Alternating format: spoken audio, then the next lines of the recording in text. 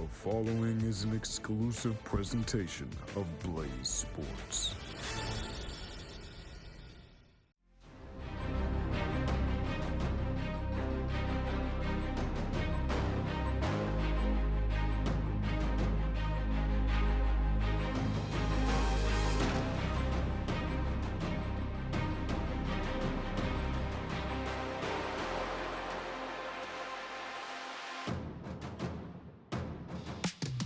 And just like that, we're down to 4. West Virginia and Arizona get us rolling here on Semifinal Friday here at the Phillips 66 2025 Big 12 Baseball Championships.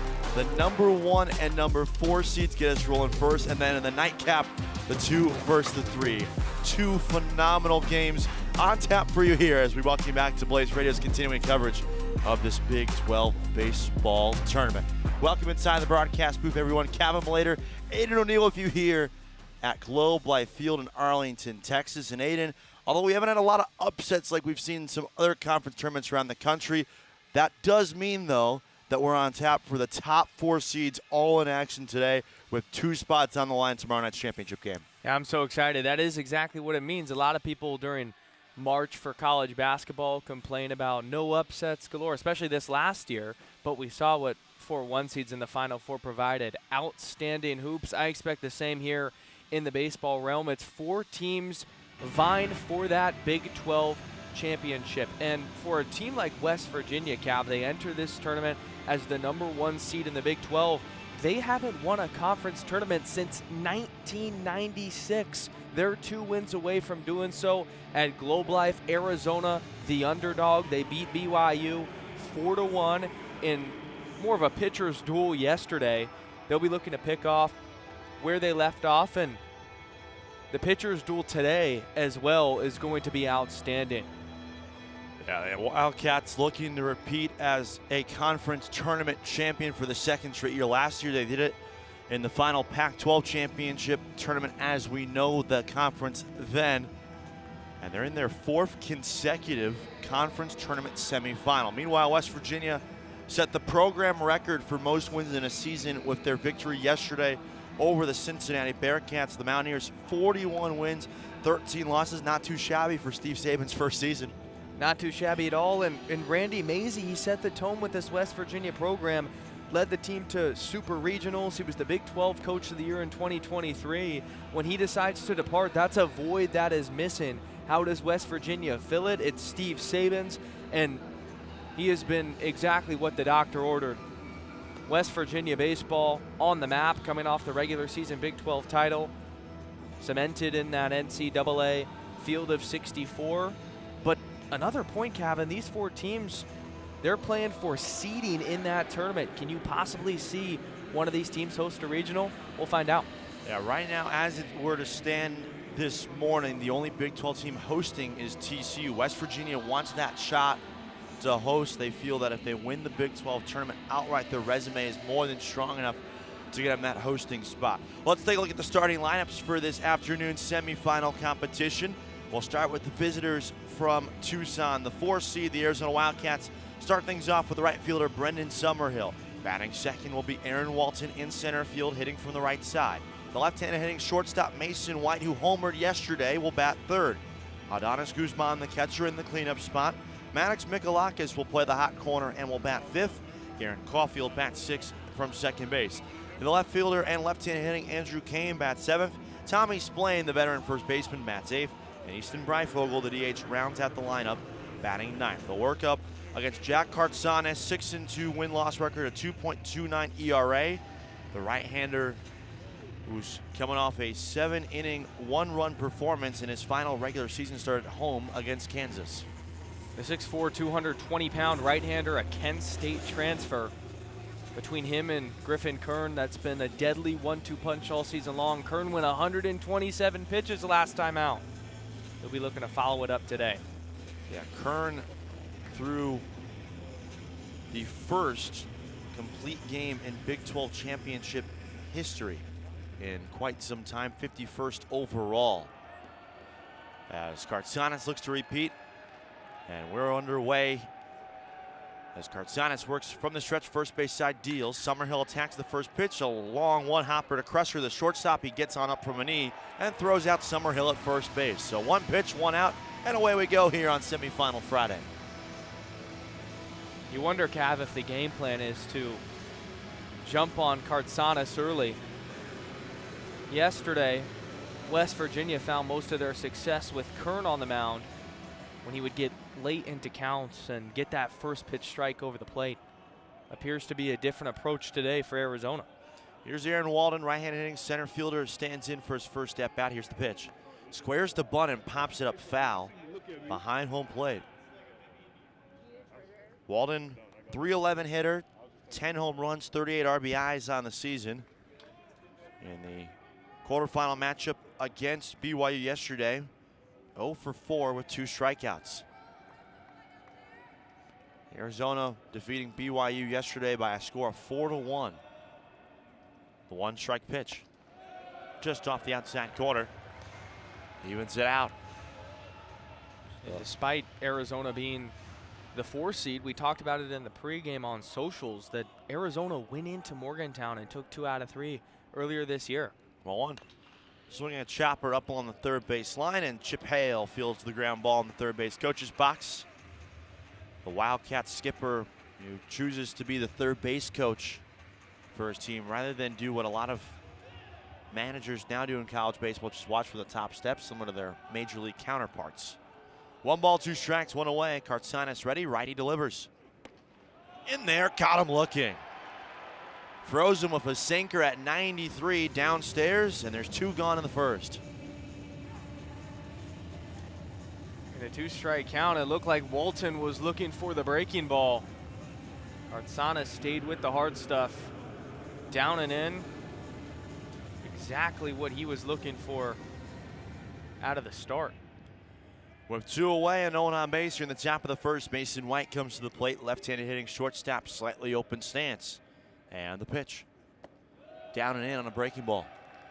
And more on Chip Hale, former MLB manager, as we know, played in the bigs, but since he's gotten to Arizona, Cav, the last 3 seasons they've made a regional. He's really setting that standard. 1 ball pitch. Tipped into the mitt of Sauve, the catcher evens it out. Chip Hale, an Arizona alum, both the Power 4 schools in baseball are both managed by former famous alumni. Hale set so many program records on so many leaderboards with Arizona, and their rivals from up north, Arizona State, managed by Willie Bloomquist. Kartsanis set at the belt, first base side. The 1-1 offering. Down and in. Who played Bloomquist on one of ASU's more notable College World Series teams that was so close to winning a national championship. ASU hasn't won one in quite some time. U of A trying to get back to Omaha. 2-1 pitch.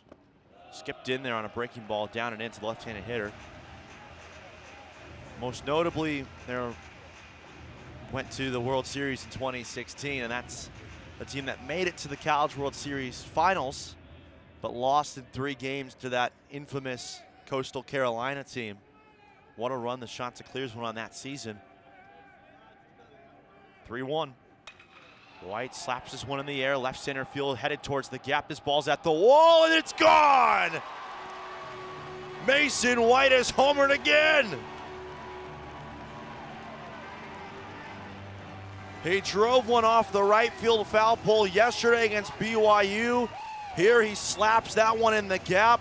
A line drive rocket that just carried over the wall out in deep left center field. And in the blink of an eye, it's 1-0 Arizona in the top of the first.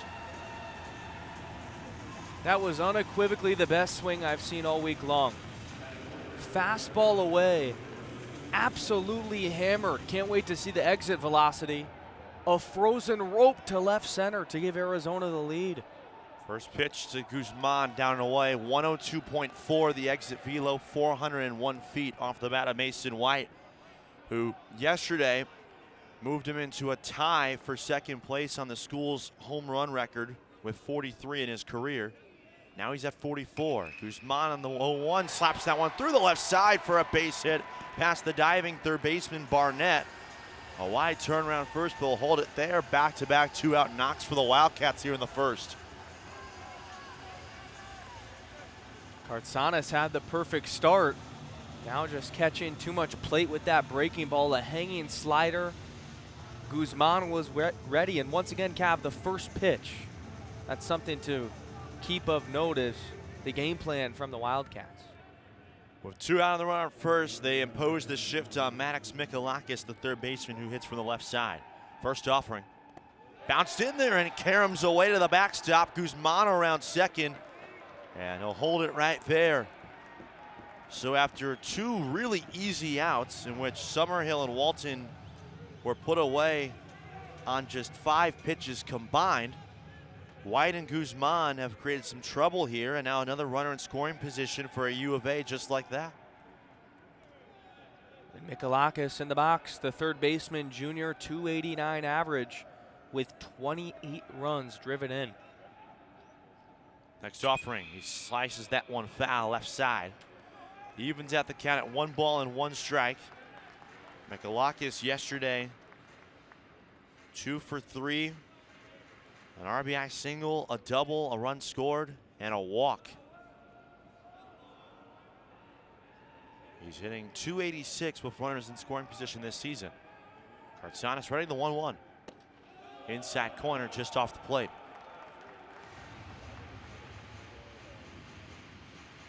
Kartsanis has done a good job this season limiting damage and limiting runs.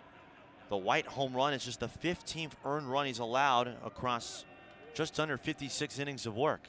Bone fouls that off. And now it's 2 balls and 2 strikes. He's also had the accolades to show for it. Been their number 2 all season long in a pitching staff that leads the Big 12 in ERA.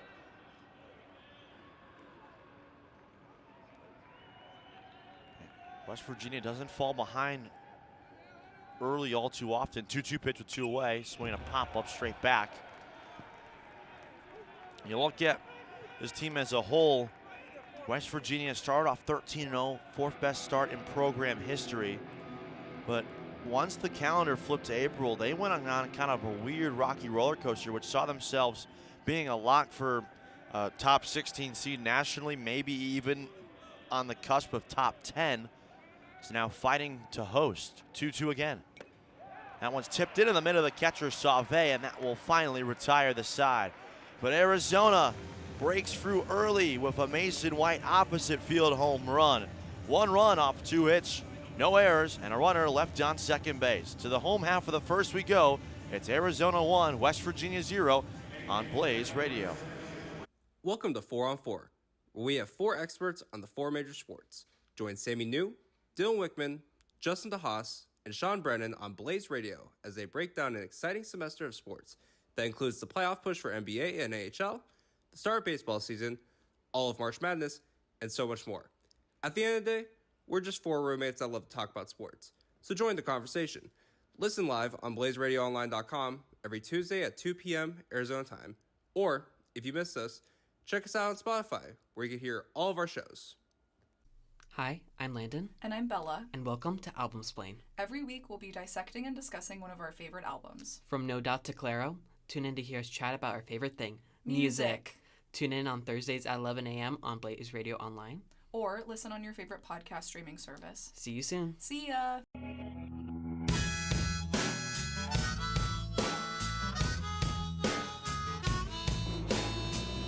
Arizona breaks the scoring seal with a solo home run from Mason White, his 15th of the season, the top half of the first inning. They now look to protect an early lead here as we enter the bottom of the first inning. West Virginia goes to work offensively for the first time. Let's get you their starting lineup. Skylar King, the left-hand hitting center fielder, will lead it off, followed by Kyle West in left field.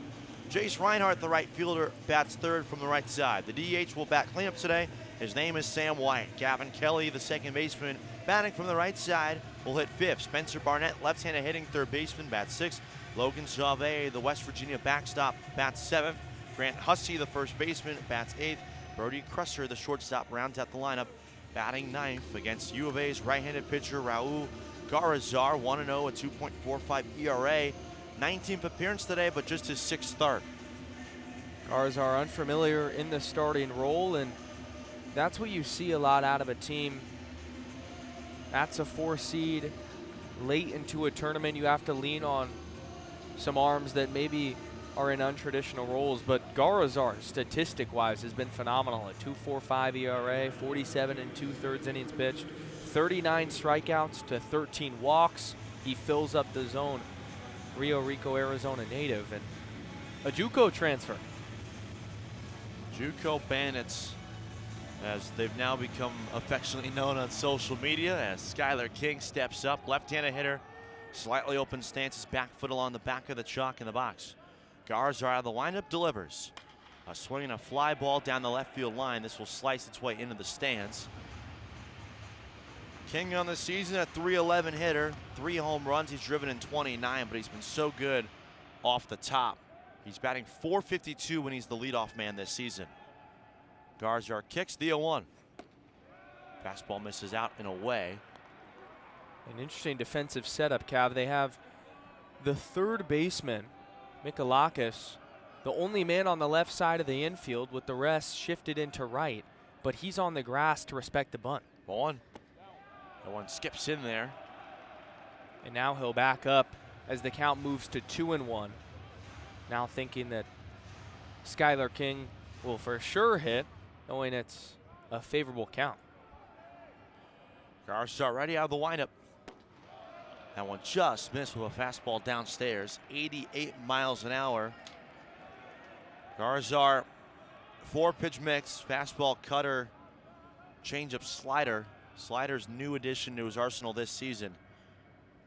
He's behind 3-1 though. A swing and a ground ball. Splain dives on the backhand, gets on up, sprints to the bag and wins the race. Tommy Splain with a fine defensive play, and that's how the home half of the first begins. Splain was also doing that yesterday. Super agile laterally. Diving to his right, comfortable, snags it with the backhand, and beats the foot race with the speedy Skylar King. And now another lefty, and Kyle West steps up, same shift. 3 to the right side. Garen Caulfield, the second baseman, playing about 20 feet in the short right field. And the pitch. Fastball at the letters. Too tall for Kyle West. In left field today, batting .352. He's driven in 35. Garazar ready, kicks, deals. Fastball rides low and away. 2-ball count here. West yesterday 1 for 3, a home run, 2 RBI game in the win over Cincinnati, a 10-3 final. With the Mountaineers here in this Big 12 Championship semifinals. 2-0. Big swing and a big miss there on a slider. Home run yesterday from Kyle West was just a mammoth shot to right center.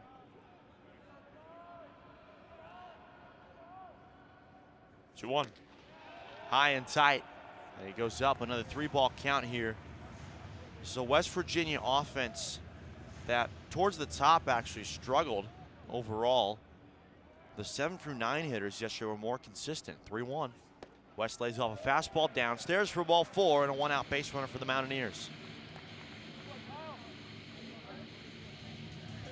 They were, and bottom of the order remains the same today with Sauv, Hussey, Cresser.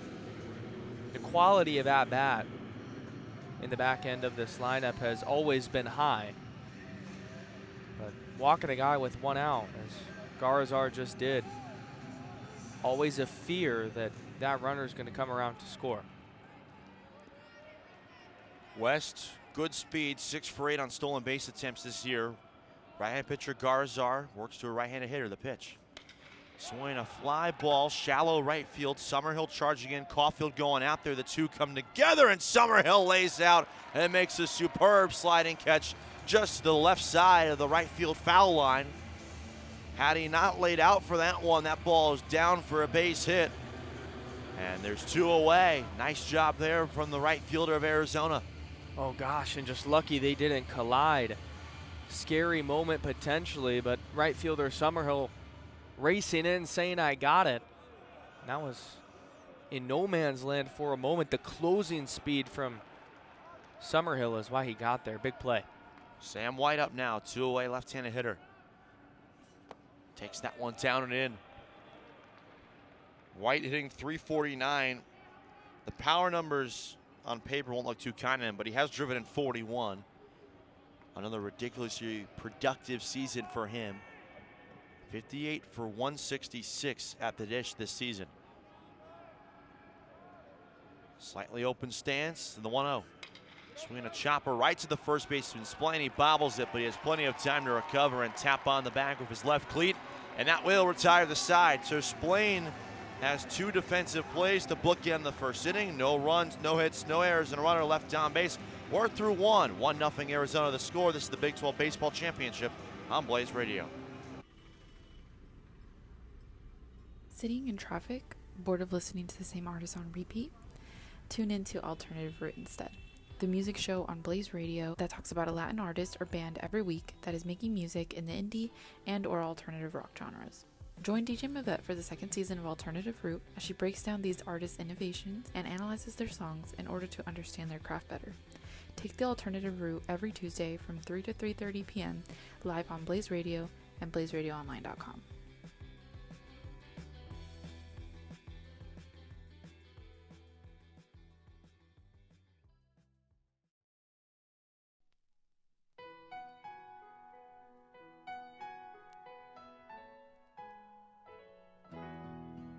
Hello, friends. Is golf your groove? Then boy, do we have a show for you. Join Peter Bishop, Ian Lonergan, and Owen Castle every Sunday from 1 to 2 p.m.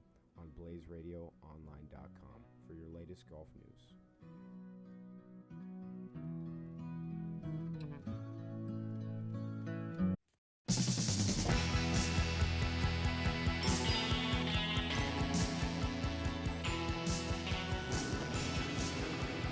So good first inning for Arizona defensively. They work around the 1-out walk to Kyle West as we begin the top of the 2nd inning. 1-0 Wildcats the score. They go to work offensively for the 2nd time this afternoon. Caulfield, Kane, Splain, 6, 7, 8 due up for the Wildcats. Kevin Malater, Aiden O'Neill with you here from Globe Life Field in Arlington, Texas. The 2025 Phillips 66 Big 12 Baseball Championship. Last time for now it'll be in this park. They move towards U of A's neck of the woods next season as Caulfield steps in. The first pitch, fastball up and in. The 2nd inning's underway. They move to Surprise, Arizona next season, the spring training home of the Royals and Rangers. 2 teams share a complex. Cartsanis out of the stretch first base side, the 1-ball pitch. Swinging a routine ground ball left side, charging into Crester. They'll throw across the diamond in time. Tough throw on the run. That ball was deep in the 5-6 hole, but Crester makes a good play. We've seen a couple of really fine defensive web gems out there for both sides here. We're not even through an inning and a half. Tough play across the body. And if you're Brody Crester charging that ball, Cav, you're wondering the whole time if Barnett's going to cut it off. But the last second really had to commit and ultimately made the play. Andrew Kane, first pitch, down and away. Left-handed hitter, playing left field like he always does. 261 on the season. It'll be interesting to see how some of these Midwest and East Coast teams long hold the 1-0. Swing a pop up into shallow right center field, should be playable. The 2nd baseman Kelly drifting back into the Bermuda Triangle and makes the catch for out number 2. I'm intrigued, Aiden, to really see how some of these teams that come from colder weather climates, your West Virginias, your Cincinnati's of the world, handle the Arizona heat in the summertime. Because I know everyone says it's a dry heat. It's hard to adjust to when you're first getting there, especially when you've been in the cold for a few months. Especially, too, when you got to play 4 different games today. Your scheduling could be in the middle of the afternoon when it's 120. First pitch strike taken by Tommy Splain on the outside corner. When the Pac-12 tournament was at the Scottsdale Stadium in Arizona over the last couple of years, they would always have an afternoon game. The 0-1 pitch. Fastball in there for a called strike. And you'd have a 2 o'clock game because they would do 3 games a day for the 3 pools. And if you're in, for example, Pool B, which it has been for the last 2 years, your game is at 2 p.m. local, the 0-2. Splain takes a curveball down and away. 2 p.m. local, that's the heat of the day in the Valley of the Sun. The sun is at its highest point in the sky. And yeah, it's just going to be a big adjustment altogether, playing in a minor league park instead of this big one here in Arlington as well. 1-2, tucked it down and away from the right-handed hitting first baseman. 2 balls, 2 strikes, 2 outs. Top of the second inning, Arizona leading West Virginia 1-0, winning the Big 12 championship game tomorrow night. Yeah, here, regardless of what the weather is outside, indoor climate-controlled facility. 2-2. Splain pops that one foul, first base side. We've been wanting to see the roof open for one of these games, but looks like they're going to keep it closed the whole tournament. Makes sense. Today was the first day that we were outside during the afternoon because the other 2 were inside the whole time, and it was pretty warm. 2-2 again. Swinging a ground ball back up the middle and through for a base hit in a center field. Tommy Splain's having himself a good game. Couple of great defensive plays in the bottom of the first inning, and he's 1 for 1 to start his afternoon offensively. Already the 3rd hit for Arizona, with one of them being that white big fly in the first inning. More barrels than Kartsanis is used to, Kevin. Usually generates a decent amount of swing and miss. 63 strikeouts to only 13 walks on the season. That one tucks down and in. Left-hand hitting DH Easton Breifogel up. 246 on the season. But he's hitting .311 in 2-out situations. The 1-0. Bounced in there and caroms towards the first base dugout off the chest protector of Sauve, and Splain glides into second base standing. And the backstop for West Virginia, Sauve, he's used to being stalwart defensively. First team All Big 12. That's his second one this afternoon that just got away. Yes, they're wild pitches, but you expect him to block it. Especially with all the open real estate behind home plate. 2-0. Big swing there from Breifogel on a sinker downstairs. Kartsanis needed a strike.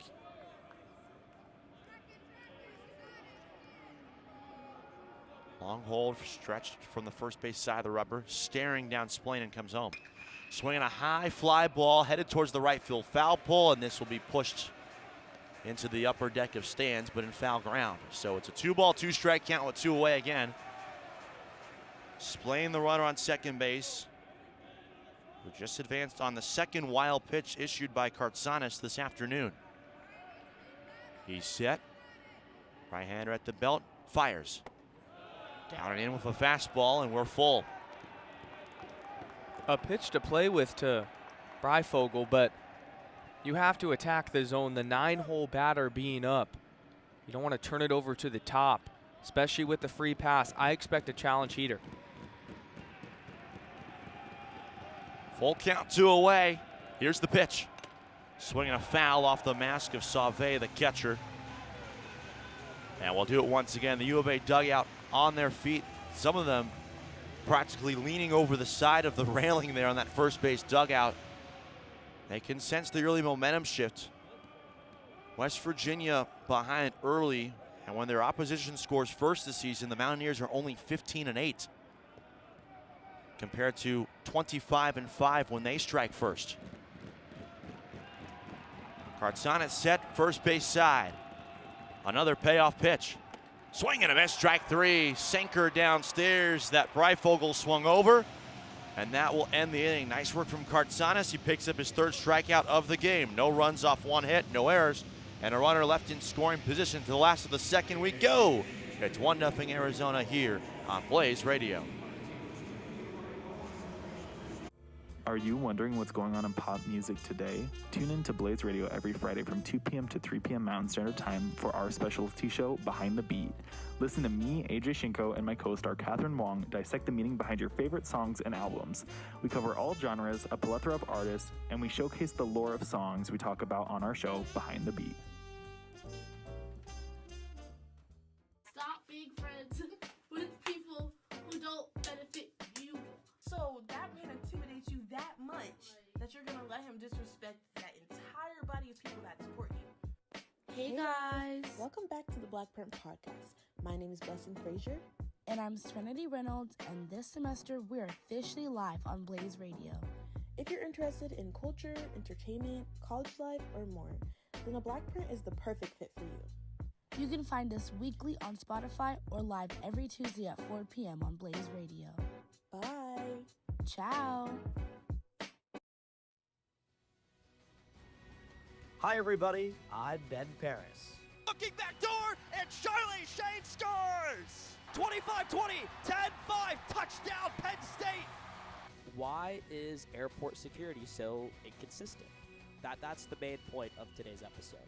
Tune in to the final semester of the Ben Paris Show Mondays at 10:30 a.m. on BlazeRadioOnline.com.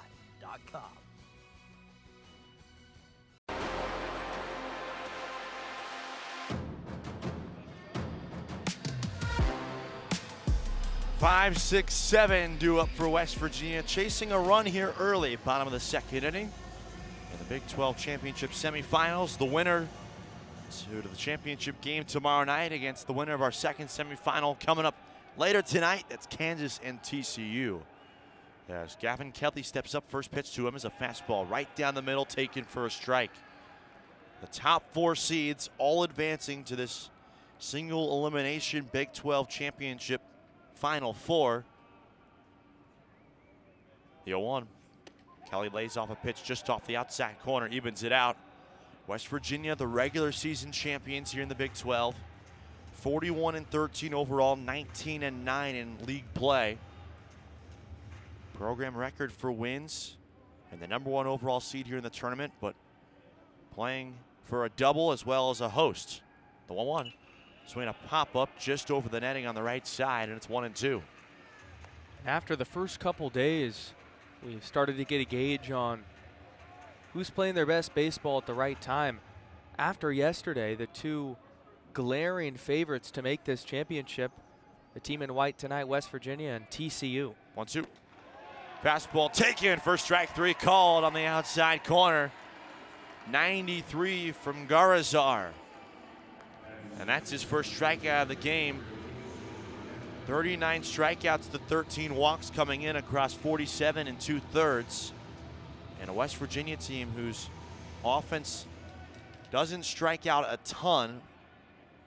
Only 380 strikeouts as a team, which is 4th in the conference. As here's the first pitch. Off the outside corner, left-handed hitting Spencer Barnett, who's at 3rd today. The part of the order right now that got everything going for the Mountaineers yesterday. 1-0. Tipped in there for a strike. And this was towards the spot where the offense came alive. The 7-9 hitters, which Logan Sauve is on deck as the 7-hole hitter. Garza out of the lineup, the 1-1 pitch. Outside corner, sinker just missed. Yeah, it's 2-1. 7-9 hitters for West Virginia in the quarterfinal game against Cincinnati. A combined 5 for 9 with 4 RBIs. 2-1. Tipped into the middle of Guzman, the catcher, on a slow slider down and in. And it's 2 balls and 2 strikes with 1 away. West Virginia down 1-0. Spencer Barnett is in 283 on the season, trying to fight now. And the pitch. He does as he pops it foul just to the left of home plate. And what helps the back end of this lineup produce, Kevin, is the first 5 hitters of the lineup batting over 300. It's natural for these guys towards the bottom to get more pitches to hit. That one just misses the outside corner. And we run full.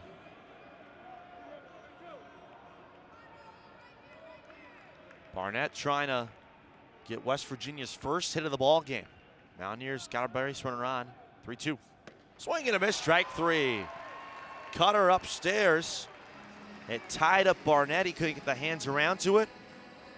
And back-to-back strikeout starts the second inning for Raul Garazar. Garazar looking comfortable as a starter. Beautiful late cut in action, working from right to left. And a little bit of rise at the end. It went above the bat of Barnett. Logan Sauvé now comes up. The catcher hitting from the right side of the pitch. Fastball right down the pipe, in there for a strike.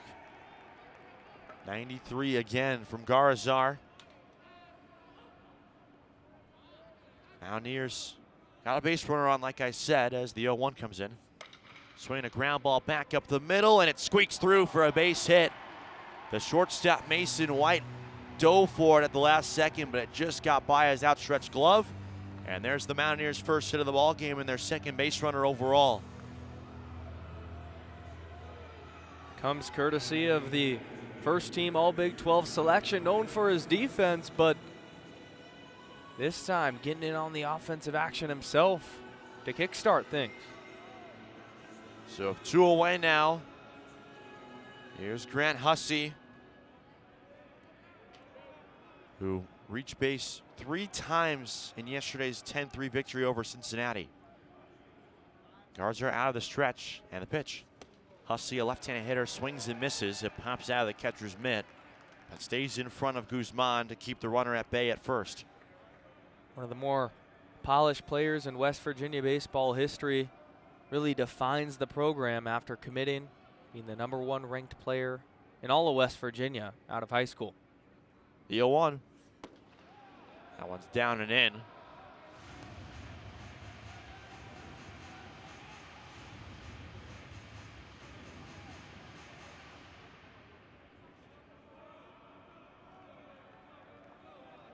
'37 career home runs, most in West Virginia history. And he taps that one foul just off first. 1 ball, 2 strikes, 2 away here in the bottom of the second. Arizona leading 1-0 over the #1 seeded West Virginia Mountaineers. The difference is a Mason White solo home run in the top of the first inning. Garazar out of the stretch, third base side of the rubber, delivers. Hussey drives the ball in a deep center field. Walton drifting back towards his right in front of the 4-10 sign. He makes the catch on the run, and that will end the inning. Hussey put a charge into that one. Only problem is we're playing in one of the biggest parks in Major League Baseball. We've played 2. No runs on 1 hit, no errors, and a runner left on base. The score is Arizona 1, West Virginia 0. This is college baseball on Blaze Radio. While others are sleeping, we are up breaking down the sports world. The NBA, NFL, WNBA, MLB, NHL, college basketball, college football, Premier League, UFC, and so much more. For your weekly sports coverage, tune into the Breakdown After Dark, Thursdays from 10:30 to 11:30 p.m. Are you an avid moviegoer? Maybe you just like sitting down with your family and friends to watch a movie. Then we are the perfect show for you. We are the Cinesnobs. I'm your host, Ryan Brown, followed by my co-host, Noah Singson, and from the latest blockbusters to Golden Age classics, we cover it all. Join us every Friday from 4 p.m. to 5 p.m. where we cover the latest in film news. Demon Hours. Demon Hours. Demon Hours. Demon Hours. Demon Hours. Do you like all things spooky and paranormal?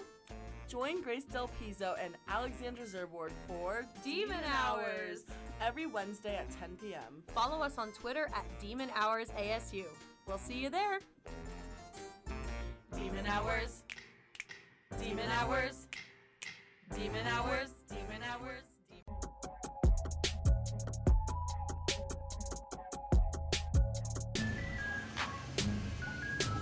We start the third inning with Arizona leading 1-0 over West Virginia, top of the order for the Wildcats, in which the damage was done by the 3-hole man Mason White back in the first inning. Here's Brendan Summerhill for his second goal around of the ball game.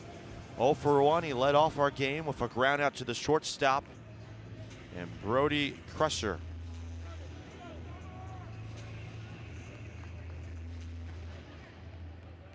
Summerhill, left-handed hitter. Infield play straight up on him, contrary to what we've seen most of the weekend. And the pitch. Swinging a pop-up out of play behind the West Virginia dugout on that third base side. Summerhill from your neck of the woods in Chicago. You said you played him in high school. Played him against him in high school. Wow. At the time, he was originally committed to Kentucky when I played against him. The 0-1. Summerhill checks his swing on a pitch down and in. They appeal. No swing, says Seth Buckminster at third. Here's the umpiring crew. They're wearing black today with their traditional gray trousers. Angel Campos behind the plate. Doug Williams at first. John Brammer at second. And the aforementioned Seth Buckminster has the hot corner. The 1-0 just misses inside. And it's 2 balls and 1 strike to Summerhill. 384 in his junior season in Tucson. The pitch. Fastball caught the outside corner. Summerhill taking. And now we're evened out. 2025 All Big 12 honorable mention. Mid-season, he was on that Golden Spikes Award watch list. 2-2. Slider towards his back foot. He ducks away from it. Missed some time this season with injury, which unfortunately kind of killed his chances at the Golden Spikes Award watch list. Full count offering here. He lays off a breaking ball down and in. They won't appeal, so it's a walk for Summerhill.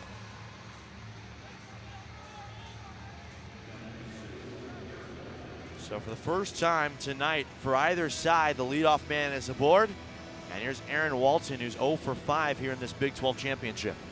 That's the perk of having a hitter so dangerous as Summerhill is in the leadoff spot. Never want to walk the leadoff man, but forced to be more selective, pick your spots, and it's Carsonis' first walk of the night. They'll check down the runner. Summerhill back in there with a dive. He's got good speed. 8 stolen bases on the season. Leads off of first right now. Carsonis working out of the stretch, first base side. Right-hander set at the belt, deals. Changeup just missed the outside corner. Walden struck out looking in the first inning. 1 of 3 strikeouts so far for Jack Carsonis,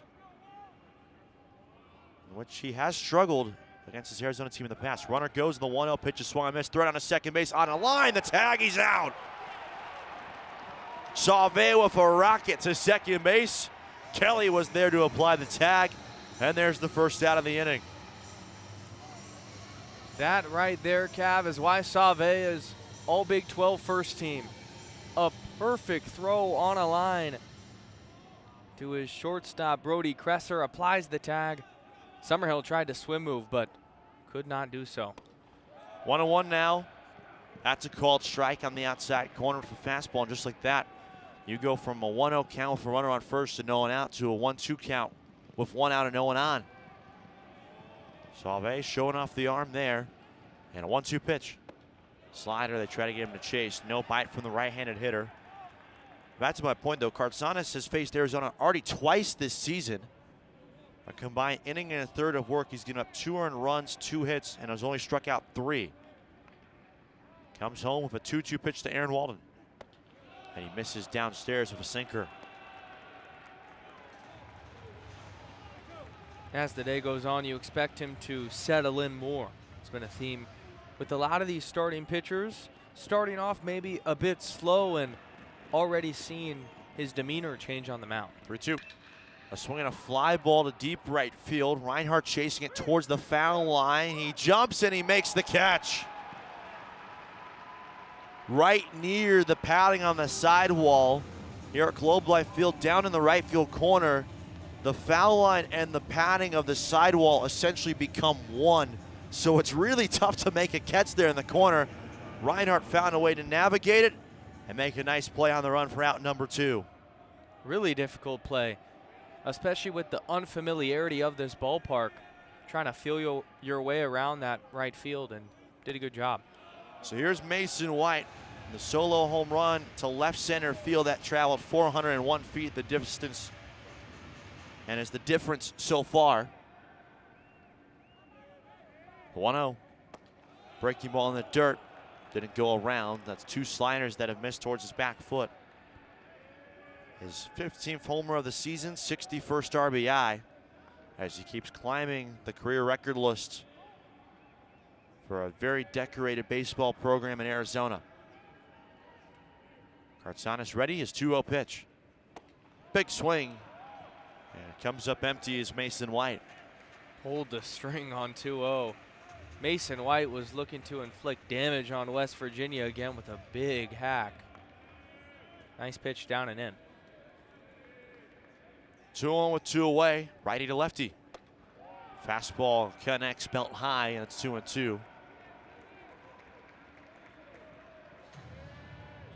Yesterday, White passed his head coach, Chip Hale, with that home run. Here's the 2-2 pitch.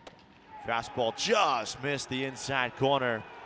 Had the height, but Angel Campos says it was just inside. And so now we're full with 2 away.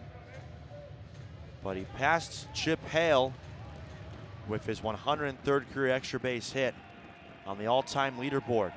3-2 again. White dribbles that one up along the first base line. It'll be touched on foul in the coach's box. And so now he's tied for second in program history. And now with the home run this morning, he's up to 104 in his U of A career. Gotta imagine for Chip Hale, that's almost like a proud father moment. Watching White develop, and then now passing him on the leaderboard for a very great statistic. 3-2, bounced in there. Pitchers need 60 feet 6 inches to get to the plate. That one went about 57 feet. And it's a full count, 2-out walk for Mason White. He's aboard for the second time this ball game. And Adonis Guzman comes up, but Mason White just showing off the discipline there in that AB. Really difficult take in a 3-2 count. Late break on the slider. Feels like Kartsanis is comfortable with that walk there instead of just grooving a heater. Here's the pitch to Guzman. He swings and fouls off above the first base dugout. Singled, advanced to second in the first inning. Was later stranded there 180 feet away from home. White could lead off first. He's got great speed, and Kartsanis will throw over to check on him. He's back in there safely. White has stolen 4, has been caught once this season. Long hold in the 0-1. Guzman takes a letters high fastball to even out the count. Guzman back in the first inning had that single hard hit on the first pitch of the at-bat. 1-1. Swing a pop-up, right side, out of play. And Guzman now finds himself having a battle here. Kartsanis pitch count climbing. He's at 57 now through not even 3 full. And this is why Kern's outing yesterday for West Virginia becomes all the more important. As that one skipped in there, can't find it is Sauve. It rolls behind him all the way to the third base on deck circle. White sprints it about halfway between second and third and decided, I'll make the smart baseball play and go back to 2. But either way, it's another wild pitch. That'll be charged to Jack Kartsanis. Another one that looked like Sauve could have blocked, just didn't get his chest protector in front. Now the Wildcats have a runner in scoring position. 2-2. Swinging a chopper back up the middle. Lunging and not able to make a play is Kelly as it gets into center field. White flying around third. He will score. RBI single for Adonis Guzman. His second hit of the ball game makes it 2-0 Arizona.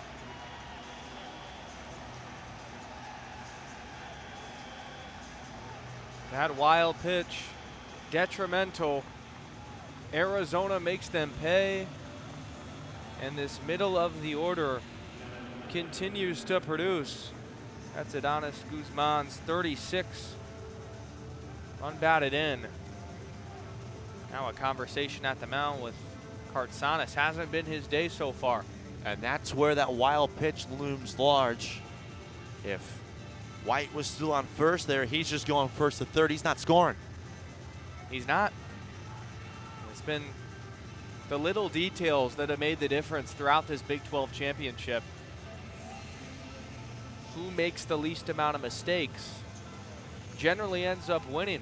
So far, Arizona has played a cleaner brand of baseball. But isn't that what it comes down to when you have these 4 high-level baseball teams competing against each other here on these final 2 days of this conference tournament? It's going to come down to the details, isn't it? Absolutely.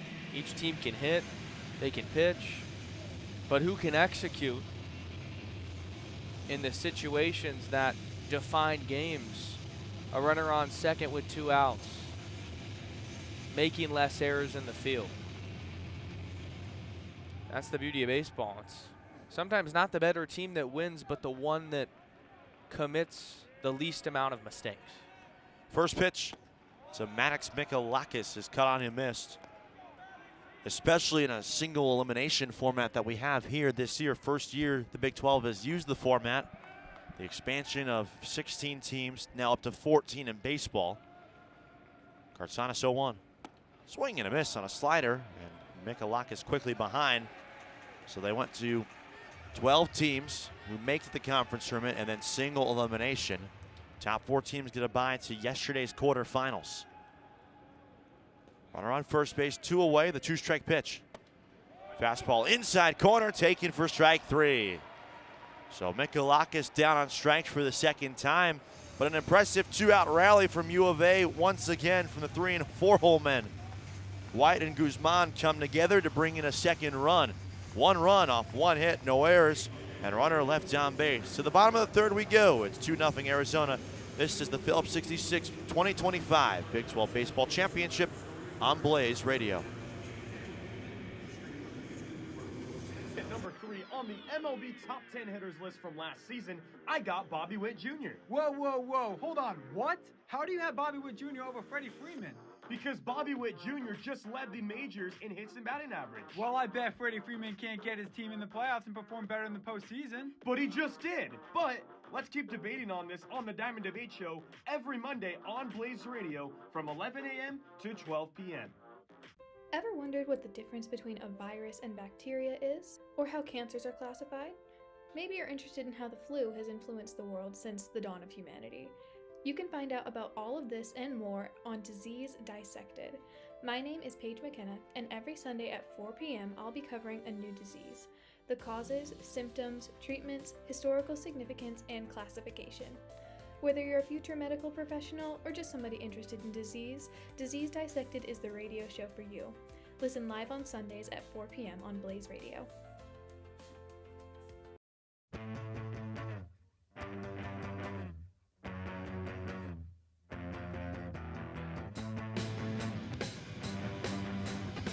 Home half of the 3rd inning, 9 in the top of the order for West Virginia, who now find themselves in a 2-run hole. Johannes Guzman with an early RBI single for a key insurance run, where when you have 2 teams with these good of pitching staffs, insurance runs are going to be at a premium. Absolutely, and this game so far has had a really nice flow to it because of the great starting pitching on both sides. We're in for one, Cav, that feels like will be decided in the final couple of innings. Brody Kresser, the shortstop, takes a fastball in on the hands. And the bottom of the 3rd underway. Kresser, 273 hitter. Good game, though, for him yesterday.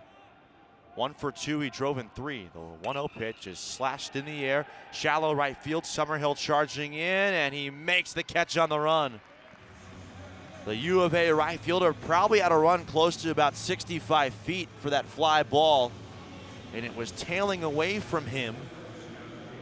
But either way, he secures the baseball for out number 1. That's the cutter again from Garazar in the top of the zone. It's been his best pitch. It lights the eyes up of the hitter, Kevin, and forces weak contact. Top of the order, Skylar King now. Shift is on, the first offering. Big cut and a miss there on a changeup. Garzar pulled the string. King grounded out on a really nice defensive play at first by Tommy Splain.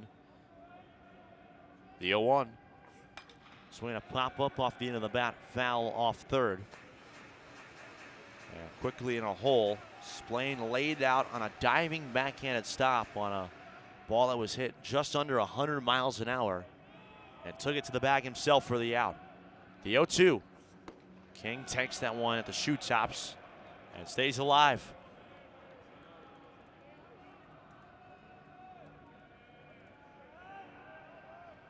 King trying to come through here, get some life in that third base dugout.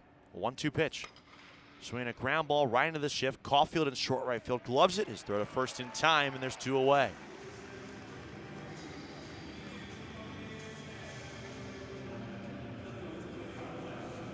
West Virginia's offense has been much more quiet than last game against Cincinnati, coming off a performance where they put up 10 runs. And so far, Garzar has leaned on that cutter to keep this offense quiet. Here's Kyle West now, 2 away, no one on base. 3 to the right side of second base. Left-handed hitter awaits. A fastball that rides outside, 90 miles an hour, with movement away from a left-handed hitter. Caulfield playing about 20 to 25 feet in short right field. White playing on the edge of the grass at second. The pitch down and in. West, his first time through a base on balls. We expected that to maybe harm Garzar, come back around to score, but was able to bounce back and hold down the 0. 2-ball pitch. Slider backed up on the right-handed pitcher. And West in a favorable hitter's count. No one on the left side for U of A. 3-ball pitch in there for a strike. West was in straight take mode. Bat never left his shoulder. Well, he knows how dangerous he is, and pitchers all week long have clearly worked around him. 3-1. West lines that one, slicing down the right field line, and it's foul. And just like that, after being up 3-0, West now has a full count awaiting him. At full left side of the infield completely vacated. 3-2, 2 away, the pitch. Outside, ball 4. So Kyle West's heartbeat races a little faster there when you go up from 3-0 to now having to face a full count pitch with 2 away. But luckily for him, Garzar never really challenged the zone with that cutter at 86. And with runner on first base, Jace Reinhardt comes on up. Flew out to right field on a nice sliding catch by Brendan Summerhill back in the first inning. Garzar has approached the game today comfortable, working around West. His only 2 walks all game long have been to him. First offering to Reinhardt. Fastball just clips the top half of the zone. Now they shift to Reinhardt's pull side, right-handed hitter. The only defender on the right side of second base is Tommy Splain, who's holding on Kyle West at first base. Garzar out of the stretch, fires. High and tight. And in college baseball, you still can put on that dramatic shift to either sides of the bag. MLB now, both infielders have to stay on their respective sides of the diamond. Long hold from the third base side of the rubber, Garzar's. 1-1 pitch. In on the hands with another fastball. Reinhardt goes up. We've seen in some minor leagues to enforce the shift rules. I don't know if you've seen this. I've seen a couple post social media where they actually draw the lines around second base. 2-1. Called strike on a fastball on the inner half of the plate. It is a good way to do it, just to keep the infielders in. I've been a fan of it. I don't think it takes too much away from the game because you still can shift to either side. 2-2. Swinging a pop-up right side out of play. Yeah, exactly. All you can do is essentially what Arizona's doing right now, which Caulfield still technically on the right side now with 2 strikes. He slides over to the left side of the bag at second base, but you can still kind of play up the middle there. And it takes away the third baseman, Manny Machado, did it for so many years, where he would be 30 feet into right field. And that's good. 2-2, a 2 away. Here's the pitch. Swinging a chopper back up the middle. Caulfield in the shift will elect to go to first of it. His throw across the diamond in time. And that will end the inning. Score at 4-3 at home. We're through 3. No runs on no hits, no errors, and a runner left on base. It's 2-0 Arizona here on Blaze Radio. For a weekly recap on what happened in the wild world of sports every single week, well, tune in Tuesdays at noon to East Coast Bias. In our 4th year here on Blaze Radio, tune in to hear all sports, not just baseball, basketball, hockey, and football, but everything from around the globe that includes a ball or a puck. Hosted by yours truly, Dylan Pescator, Tuesdays at noon, East Coast Bias.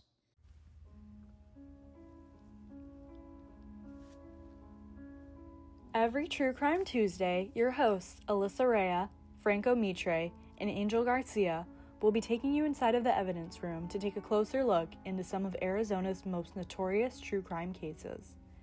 Join us for a new disturbing case each week as we go over facts and discuss our own thoughts about the cases in chilling detail. You won't want to miss an episode of the evidence room every Tuesday from 10:30 to 11 p.m. only on blazeradio.com.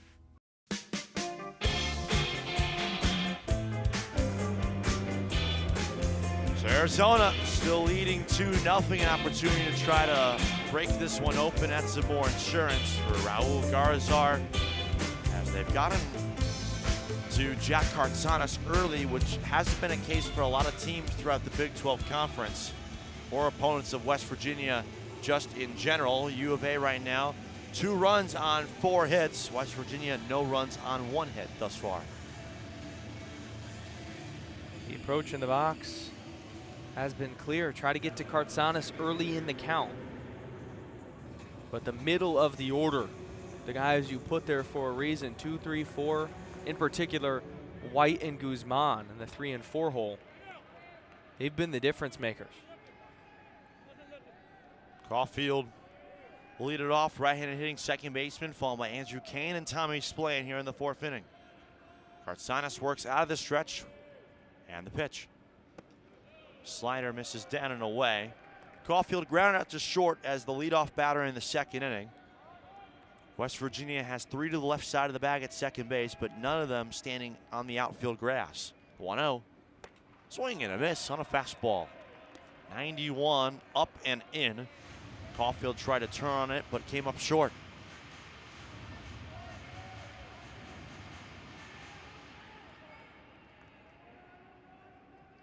One. Just missed the inside part of the plate. Try to go back inside, just a hair off. That sinker at 92. It's most effective in on the hands, especially with the shift.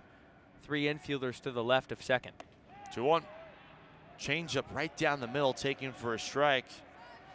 Caulfield looked kind of stunned that Cartsanis broke out a 2-1 changeup and left it that over the heart of the plate. Long hold from the right-handed pitcher, righty-to-righty the pitch. And he missed in the dirt, gloved by Sauvé. Barnett playing deep at third. Crusher, the shortstop, playing at normal positioning, but on the lip of the outfield grass in left.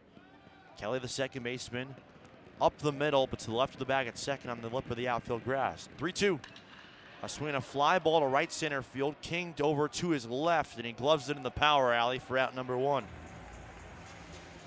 The center fielder ranging over. There's so much open green grass out there here at Globe Life Field. He found a way to cut off that ball at the right angle. And it's a long first out for Caulfield. And this is a good defensive outfield, Kevin, especially Skylar King in center. A lot of speed and can range towards these big gaps. That was a nice job, too, of Cartsanis not messing around and attacking. The walks have come back to bite him earlier in this game. Mason White, who walked last inning, advanced to second on a wild pitch from Cartsanis and later came around to score on the RBI single from Guzman. Andrew Kane popped out his last time up 1-0 the pitch. Outside corner, got the call, it's 1-1. Kane, 261 hitter on the season. And yesterday's performance against BYU, as here comes the 1-1. Takes a breaking ball up and away. The right-hander Kartsanis has that one back up on him. Kane went 1 for 3 with a double and was pulled in the 8th inning. 2-1. Swinging a foul ball left side. Kane, a product of Chip Hale's ability to recruit in-state from Oro Valley, Arizona, and immediately came on the scene as a freshman in 2024. 27 starts and hit .290 in the Pac-12. 2-2. Got him looking.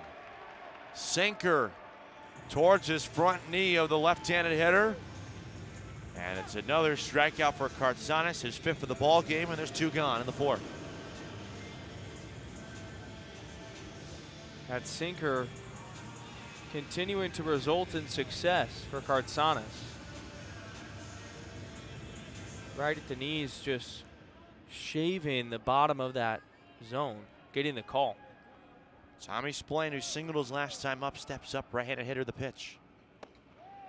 Out in front of a slider, down and away from him. And despite the rocky start from Kartsanis, he's given West Virginia a chance to compete. Yeah, just 4 hits allowed so far. The real issue has been the offense only mustering 1 hit. There's a strike on the inside corner. It's 0-2. 1 hit and 2 walks, both from Kyle West. Those walks were. That's it, to your point, Aiden. Kartsanis looking for his first 3-up, 3-down inning of the ball game. Here's the pitch. Fastball at his helmet, and Splain was never swinging at that. Would also be the first 3-up, 3-down inning of the ball game as well. Should Kartsanis find a way to retire Splain. Right-hander sets the belt out of the stretch. He delivers. A swing and a fly ball slicing towards the right field corner, headed for the foul pole, and that one just hooks foul right in front of the pole. And it's a long additional strike. His first sinker in quite some time that caught a lot of plate. Tommy Splain's eyes lit up, drove it down the right field line. Good swing. Hooking foul. 1 ball, 2 strikes, 2 away, no one on base in the top of the 4th. Here's the pitch. Swinging a tapper up on the 3rd base line, charging his Barnett from the lip of the infield grass, throws the first, it's not in time. Splain beats it out, a bang-bang play at first. West Virginia may want to take a second look at this, but as it stands, it's a 2nd hit for Tommy Splain. Good hustle, slow dribbler to 3rd. In real time, it looked like the throw might have beat him, but no dispute from West Virginia. That's Splain's 2nd single. Got a hard hit ball in the 2nd inning. This time, it's a hit with a little hustle. First pitch. Here's a fastball down the middle taken by Easton Breifogel. Struck out swinging to end the 2nd inning. And when you're looking at a line score, that goes down as a line drive for Splain. No one has to know. 1-0-1. In the dirt, blocked by Sauvé, keeps it in front of him as the ball rolls in front of home plate, so Splain does not advance. Yeah, a hit is a hit at the end of the day, and the most important thing is Splain got on base. Breifogel looking to turn the lineup over. 1-1. He lays off a letter-high fastball, but it's called for a strike by Angel Campos.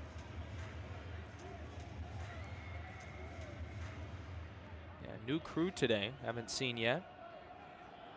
Had some fun with the crew last night. 1-2. That one just a bit upstairs. And trying to climb the ladder with a 92-mile-per-hour heater. Breifogel, no bite. Chris Griffith last night became maybe public enemy #1 in Fort Worth, Texas, for throwing out Colton Griffin in the 2nd inning of last night's game between TCU and Houston. Here's a 2-2 pitch from Kartsanis. A slider down and in towards the back foot of the left-handed hitting Breifogel, and re-run full with 2 away. We had the same conversation in the second inning, Kevin. It was a 3-2 count to Breifogel. Kartsanis has to attack. Payoff pitch. Runner goes. It's tipped into the middle of the catcher, Sauvé, for strike 3. A sinker that Breifogel thought maybe he got enough of it to foul it off and see one more. Sauvé, a good play behind the plate, squeezing the biscuit, and that will end the inning. We go to the bottom of inning number 4. In the top half of the frame, no runs off one hit, no errors, and a runner left on first base. Arizona still leads 2-0. The Phillips 66 2025 Big 12 Baseball Championship returns after this on Blaze Radio. Oh my gosh, I finally get the fangirl way. Oh my gosh, yes. You know what you should do? What should I do, Timber? You should watch the Fangirl Forum! When should I watch it? Well, Jazzy, the Fangirl Forum just so happens to be on BlazeRadioOnline.com every Thursday at 2 p.m. Wait, do I co-host with you? Heck yeah, you do. Channel your inner fangirl. Even though it's the NFL offseason, that doesn't mean that the fantasy football world stops spinning. So we've got you covered here at the Fantasy Football Forecast on Blaze Radio. I'm Jacob Brooks, that's Isaac Robertson, and the two of us will have you covered with all of our fantasy analysis from free agency, the draft, and more. We'll have a ton of different rankings and fantasy takeaways to break down for you, so you aren't going to miss out. So be sure to tune in to the Fantasy Football Forecast Wednesday nights from 9:30 p.m. to 10 p.m. Arizona time on Blaze Radio.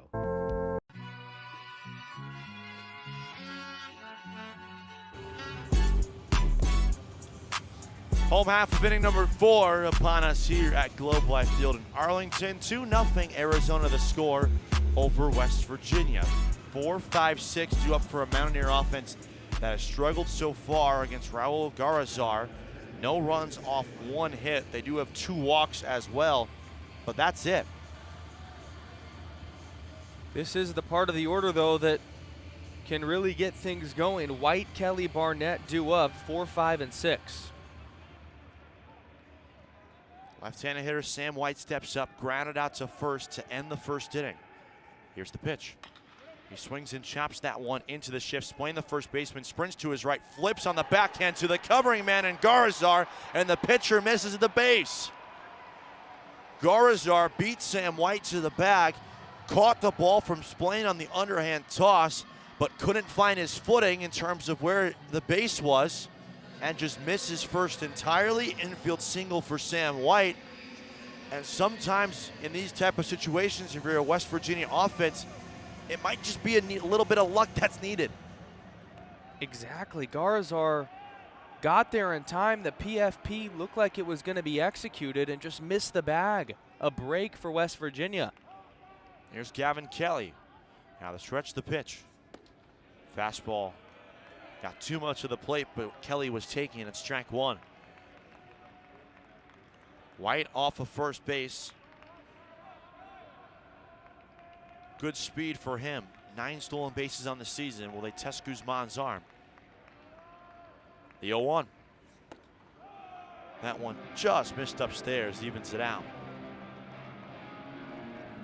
And I was waiting to write single in my scorebook until it was up there just because of how funky that play was.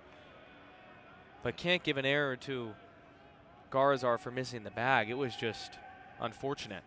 Well, one grounded foul hard to the left side. Kelly 0 for 1, struck out looking to begin the second inning. One of just 2 strikeouts Raul Garazar has recorded in this afternoon's ballgame.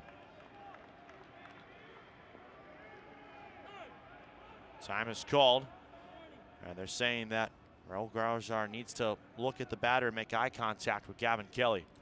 And we haven't seen umpires really enforce that, or it just hasn't happened so far this tournament. But Angel Campos, that's now the second time.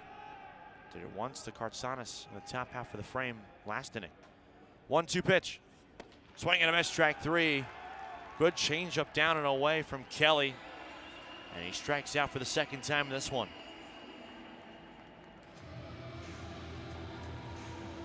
Now Garazar's third strikeout. Perfectly thrown changeup. Looks like a fastball out of the hand. And at the last moment falls off the table. So for runner on first, Spencer Barnett comes up. Left-handed hitter. Oh, waits the first pitch. And he takes it off the outside corner. Barnett, the other strikeout victim prior to the Kelly K a couple moments ago. Back in inning number 2. They pull him to the right side with Caulfield and White both on the right side of the bag at second base. One defender on the left side of the infield for Arizona. And here's the 1-0. Swinging a line drive, caught by Splain, and he will double up the runner White at first base. He was holding on the runner, so he did not move. The ball was hit right at him. Drops to a knee, catches the baseball, and slaps his mitt on the White base at first base to double up Sam White. A rocket off the bat of Barnett ultimately leads, though, to an inning-ending double play. We've played 4. 2-0 Arizona. Our score, college baseball on Blaze Radio, rolls on after this. Tune in to Friday Night Lights Camera Action to see the good, the bad, and the ugly of Hollywood's most iconic There's no crying in baseball! and most infamous sports movies. Ain't no rules in the dog can't play basketball. So what are you waiting for? Yo, Adrian! Peace out. Just a bit outside. He tried the corner and missed. Find out if your favorite sports movie is a hit or a flop. Remember when Bobby Boucher showed up at halftime and the Mud Dogs won the Bourbon Bowl? Listen live on Fridays at 8 p.m. Arizona time on BlazeRadioOnline.com. Now go out there and take it. This is what I wanted. It's what I've been waiting for these cars to come off of this corner. And guys, it's showtime. Boogity, boogity, boogity. Ooh, let's go racing today, boys. Are you a racing fan or want to learn more about the sport? Join Cooper Burns and Eric List every Tuesday from 1 to 2 p.m. Mountain Standard Time on Blaze Radio as they discuss everything from NASCAR to dirt racing and more on Fuel for Thought.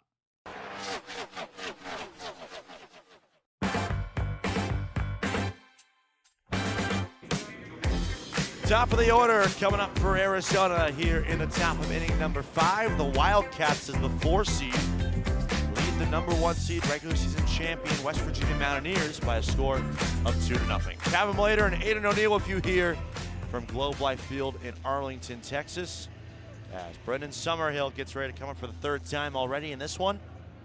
Summerhill worked a walk his last time up, 0 for 1 officially though. Left-handed hitter. Sees the first pitch and drops a bunt down up on the third base line. It's placed perfectly. Gloving is Kartsanis. His throw pulls Hussey off the bag. I believe they're going to rule that an infield single. Summerhill way too fast out of the box, and he's aboard for the 2nd straight plate appearance. What a great quality to have out of your leadoff hitter, the ability to lay down a bunt. It's pushed down the third base line, perfectly placed, with Kartsanis falling off the mound the other direction. Way too much speed. It is officially ruled a single. It is Arizona's 6th hit of the ball game. And time is called by Angel Campos as Summerhill needed a moment. Came up a little bit lame actually after crossing that first base safety bag, which here at Globe Life Field is of the green color. Aaron Walton comes up 0 for 2 so far the pitch. Fastball outside corner, strike 1 called. Have loved the addition of the safety bag this season in college baseball. I wouldn't be surprised if it gets moved to MLB very soon. Spinning and throwing back to first is Kartsanis. Summerhill in there with a dive. It only feels like you said, a matter of time at this point, especially with how much money a lot of these pitchers and players are making these days. They'll check again, safe there standing as Summerhill. He was maybe 2 feet off the bag. And the amount of collisions you see, guys are running harder than they ever have before. They're stronger than they ever have been before in Major League Baseball. Here's the 0-1. Walden lays off a slider in the dirt.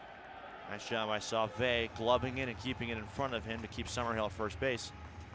And it's not like it takes away from any part of the game. There was a lot of pushback to the pitch clock and the banning of the shift, because those actually alter the rules of the game, but a safety bag doesn't do that. Well, 1 just off the outside corner. You will still have your crowd when they do adopt it that'll say, well, it's not baseball. Well, When baseball was invented, they didn't have guys sitting 102 with their fastball, a la Paul Skeens. Here's a 2-1. Fastball outside corner, just clipped the bottom half of the zone to even out the count. Skeens pitches tonight, by the way, first time since the trade rumors for him. So things will change, fans will adjust. Check on the runner again, back in there with a dive is Summerhill. It's already been caught stealing once in this one. Keeping close tabs on the speedy leadoff hitter who showed off his wheels with the bunt a moment ago. 2-2. Fastball down and away. Right-hand hitter Walton saw it through. Still in search of his first hit of this tournament. Rough game yesterday in Arizona's tournament opener against BYU. 0 for 4 with 2 punch-outs. Now up to 0 for 6 with 3. As time is called, 3 balls, 2 strikes, no one out here. Top of the 5th inning, it's 2-0 Arizona over West Virginia. Action in the Mountaineer bullpen. And they're going to exchange the pitch count device on Carsanis' left wrist. What I found interesting was yesterday, talking PitchCom, it looked like Houston's pitchers were wearing a watch on their wrist, that each time down they would look at what the call is. You generally see it as an audio device in the hat, but that has its own gripes. Maybe the watch is the way they start going, so it's more efficient. 3-2, runner moves.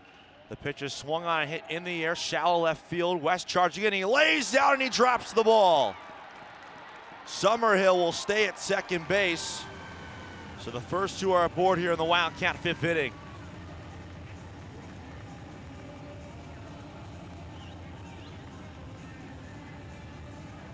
That was just a little jam shot that got a lot of carry on it. The left fielder and Kyle West, with a sliding effort, had that ball just hit the heel of his glove and pop out. Still awaiting a ruling on that one as they debate up here in the press box. But either way, this is an opportunity for Arizona to break this one open here in the middle innings. It's also that Kyle West had to play deep into that outfield because of how big it is.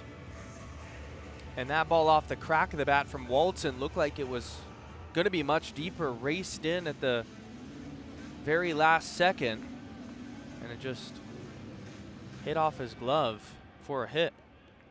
It's the 7th of the game for Arizona. To your point, 372 feet to straightaway left. The pitch is fouled back by Mason White.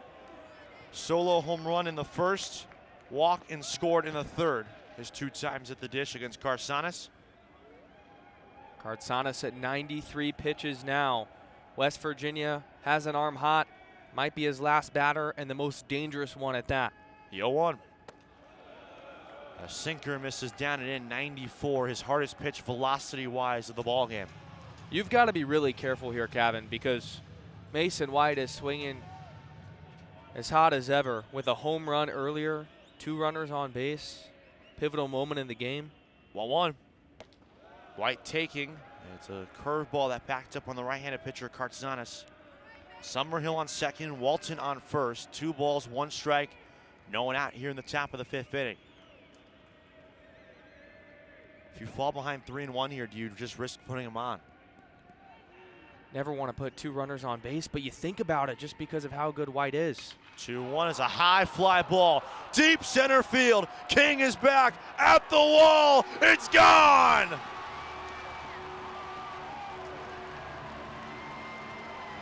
Mason White has homered again. His 3rd of this Big 12 championship. And it's a 3-run homer to make it 5-0 Arizona.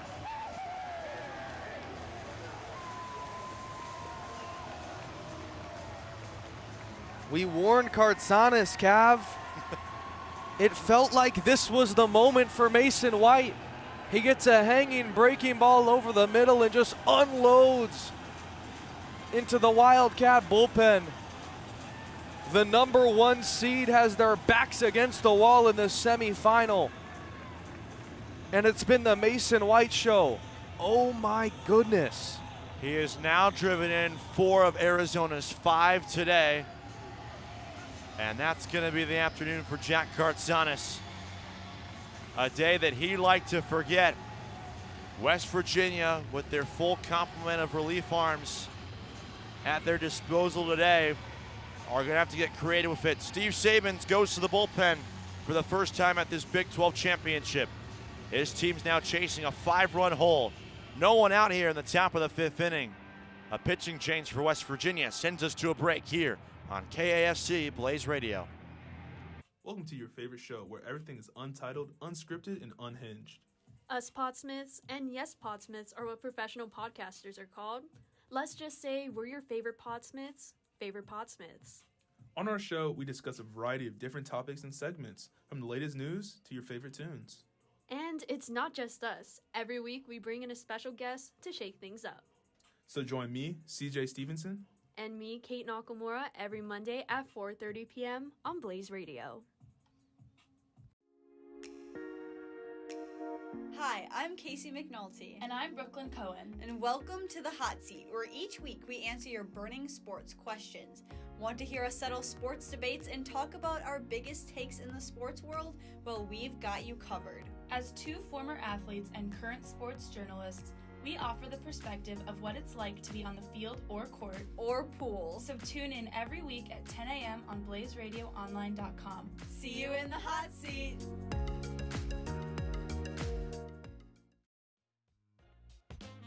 Do you ever wonder what the backstory is behind some of your favorite songs? Where do artists get their inspiration from? Hi, my name is Nicole Lahendro. And I'm Brooklyn Cohen, and welcome to Inspired. On Inspired, we will be sharing some of the fun facts behind the famous songs you know and love. Tune into Inspired on Blaze Radio every Tuesday at 11 a.m. Arizona time as we break down the inspiration behind the iconic tracks. Get inspired!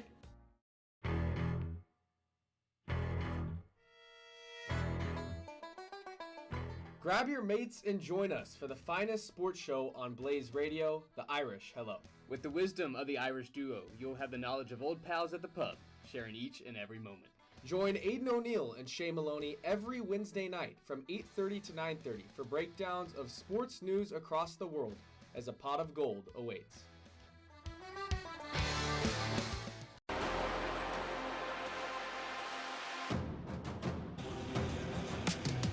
So the day is done for Jack Kartsanis. Bobby Porco, right-handed pitcher, into the ball game to pitch for West Virginia, with his team trailing Arizona 5-0. Kevin Malater, Aidan O'Neill here with you for Blaze Radio. Porco works out of the stretch with no one on base, first base side of the rubber. Awaiting a pitch to Adonis Guzman. Here it is. Guzman takes the breaking ball in there for a called strike. Still just in awe of that Mason White home run. Putting the team on his back as the underdog. A crooked number early. Long hold from Porco. His 0-1. Down and away to the right-hand hitting Guzman, who singled in a run his last time up. White just got that ball over the wall in center field. King, the center fielder, leaped at the 4-10 sign out there at the deepest part of the ballpark, and just wasn't able to make the catch. The 1-1. A swing, a fly ball straight away center field. King went back, comes in, and makes the catch. Belt side for out number 1 here in the 5th. First batter that Porco faces in Guzman. Tattooed that ball to center field. On a line though, so King didn't have to move too far. So here's Maddox Mikalakis. The final line, by the way, for Kartsanis, 4+, 5 runs all earned, 8 hits, 6 strikeouts, 2 walks, 3 wild pitches. Right to lefty, and a fastball misses up and away. There was no one on base that Kartsanis was responsible for when he exited the game. In line for the loss if this result holds. Porco ready, the 1-0. Inside corner, taken for a strike. Mikalakis 0 for 2. A swinging and looking strikeout to his name on the scorecard this evening. And just unusual for Kartsanis. Gotta imagine the whole West Virginia staff when they decide to throw him today with a 2.29 ERA. You're not expecting only 4+. 1-1 down and in. 3 to the right side. Crusher, the shortstop, to the right of the bag at second on the lip of the center field grass. Kelly at deep second base. And even Hussey, the first baseman, playing deep just in front of the outfield grass in right. Porco ready? 2-1. Mikalakis, an awkward looking swing. And it's 2 balls and 2 strikes on a slider down and in. He tried to check his swing and just ended up flailing the bat at it to get the full swing. And now with that, Barnett slides over from the third base line to play in the deep short hole. 2-2 out of the stretch. Porco ready. Down and in. Mikalakis, a left-handed hitter. Solid day yesterday. RBI singled and doubled for runs scored in the game against BYU. A 4-1 Wildcat win. 3-2 with 1 away. Here's the pitch. Swinging a line drive right center field. That's down for a base hit. Mikalakis is aboard for the first time today. It's the 4th hit of the inning for Arizona. And their 3rd single. Mikalakis was one of the few guys in the Wildcat order that has had a not so good day up to this point. And he's even in the hit column. That's now Wildcats' 9th hit of the game. And now that brings up Garen Caulfield, also 0 for 2, entering his 3rd plate appearance. Double plate up the middle for the right-handed hitter. The pitch. Fastball up. Caulfield, a ground out to short and a fly out to center so far. And back to your point, though, on Mikalakis. The 2 at-bats he had were really uncompetitive ABs as well. Porco sets first base side of the rubber. The 1-0. Down and away to the right-handed hitting Caulfield. Just shows that 2 teammates can see a pitcher completely differently. If you're Mikalakis, you were very pleased that Kartsanis was out of the game, and Mason White wanted him to keep pitching the entirety. 2-ball pitch. In there for a strike, outside corner. He was doubly celebrating the big 3-run home run to kind of break the game open here for Arizona as we hit the second half of the ball game. And then, like you said, celebrating the fact that I'm going to finally see a different arm. Long hold in the 2-1. High and tight. And Caulfield's in a hitter's advantage. Bobby Porco coming to the ball game struggling to throw strikes. Now 7 balls to 6 strikes. Long hold, the 3-1. Is in there for a strike on a slider. Porco left it over the plate, but Caulfield was taking all the way through. Arizona leading 5-0 here in the top of the 5th inning. 1 out, runner on first base. Could see Mikalakis on the move here. 3 balls, 2 strikes. He doesn't run. The pitch is a weak ground ball up on the third base line. Barnett charges, gloves, throws on the run, not in time. Mikalakis too fast out of the box. Or Caulfield, I beg your pardon. Mikalakis advances the second on the play. And just like that, first and second now for U of A. Really trying to break this one open now. This entire inning got a fire lit underneath the Wildcats. Now their 5th hit, 4th single. Pinning West Virginia. They're back against the wall. Have to escape this jam and just stay within some sort of striking distance. Here's Andrew Kane, 0 for 2 in this game as well. First pitch. Swinging a high fly ball, straightaway center field. King racing back in front of the 4-10 sign. Squares and makes the catch. Both runners tag, but hold, throw into second base, and they nearly backpick Mikalakis. That was a sharp throw from Skylar King in the power alley in left center. And a 2-hopper in nearly got Mikalakis at second. Instead, it's a long second out here in the inning. So Kane breaks a streak for Arizona in which Michalakis and Caulfield both entered 0 for 2, got singles. Kane entered 0 for 2, now 0 for 3. I don't know if Skylar King thought that Michalakis was going to stay at second. When you throw that ball into second base, it's to prevent the back runner from moving up. First pitch to Splain is an outside corner fastball for a strike. And that ultimately resulted in almost a back pick of Michalakis. You never see that on an outfield throw. If Michalakis went, he's standing at third. And he's got good speed as well, too. Splain 2 for 2. The 0-1 pitch. Fastball just missed at 93 on the outside corner. Michalakis on second. Caulfield on first. 2 outs here. Arizona's already crossed 3 this frame, looking for more. They play Splain to pull the baseball here, as he awaits a 1-1. Down and out, righty to righty here. This inning started with Brendan Summerhill, the leadoff batter, and the top of the order man with a single. Walden singled for the first time in this tournament. And a 3-run home run from Mason White, his second of the ball game. Porco behind out of the stretch, he fires. Cut on a miss on a fastball, and it's 2 balls and 2 strikes. Robbie Porco has been phenomenal with runners on base. Opponents batting 111, and with 2 outs, 143. He thrives in these opportunities. Here's the pitch. Up and in.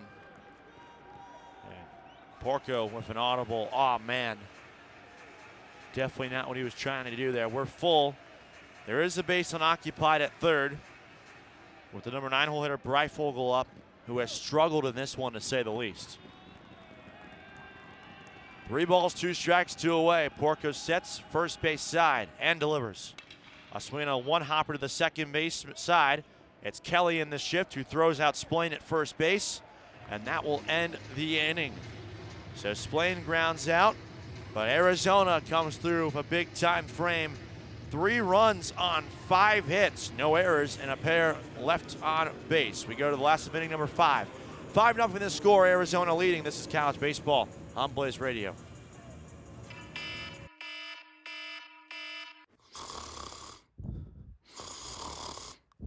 Tyler Bednar, wake up. What time is it? It's bedtime. Okay, then why are you waking me up? No, it's time for It's Bedtime. It's a specialty show on Blaze Radio. That sounds cool. When does it air and what do you talk about? The show takes place every Wednesday from 11 to 11:30 p.m. I recap the past week of sports with special guests. That sounds awesome, Tyler. I'm going to start tuning in on BlazeRadioOnline.com. Hey, do you like banger tunes? And do you like banger tunes from a wide eclectic range of genres? Well, if you said yes to either of those questions, tune in to The J Fu Show every Sunday morning from 10 to 11 right here on Blaze Radio, streaming exclusively BlazeRadioOnline.com. I'm Jack Footer, aka J Fu, and each week on The J Fu Show, we'll play you great tunes to get your Sunday fun day rolling and for you to crush the upcoming week. It's The J Fu Show right here on Blaze Radio. Yes, sir. Nah, I'm hearing what you're saying, but like, what's your take though? Yeah, he's cool, but Heisman? That team don't got nobody on there who could shoot any type of threes. I'm supposed to believe they're a playoff team? You're not answering the question. The question is, who is the better football team right now? Hey, I like that take right there. There's no midfielder as naturally talented as him in the last 20 years. Tune in to Let's Talk Takes every week, hosted by me, Devin Henderson, where I bring in different guests each week and we debate the most pressing topics in a variety of sports. I'm talking NFL, NBA, college basketball, college football. We even gonna talk about some soccer. Tune in every week, Wednesday, 4 to 5 p.m. right here on Blaze Radio Online.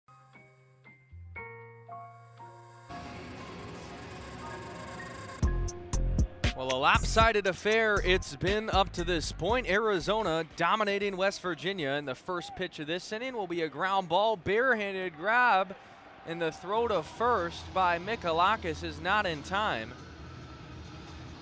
Sauve has a leadoff single for the West Virginia Mountaineers, and that's how the bottom of the 5th inning gets started. 8 came to the plate last inning for the Arizona Wildcats. They plated 3 runs on 5 hits. And now the Mountaineers have to play catch-up. Yeah, and sometimes all it takes is a little dribbler to start things off. You can't get all 5 back in one swing, though. That's gotta be the reasoning and the thought process when you go up to the plate if you're WVU right now. One at a time. Garzar to Hussey. First pitch outside, the changeup. Hussey, his first time up, flew out to center field back in the 2nd inning. Garzar has been great. Only 3 hits allowed, no runs. I'm set. Deep breath, the 1-0 home. Ripped down the right field line, tagging the bag, throwing a second, a double play. It's Splain rolling 2 to diminish the rally before it even starts. Tommy Splain is having one of the best defensive games you could possibly have as a first baseman. 2nd straight inning in which he started a double play. Last inning, the great line drive catch in which then he just stopped on the bag himself.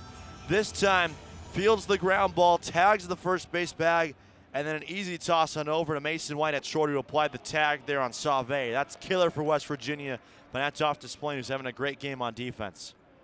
Slider into Brody Kresser for a strike. Flew out his first time through.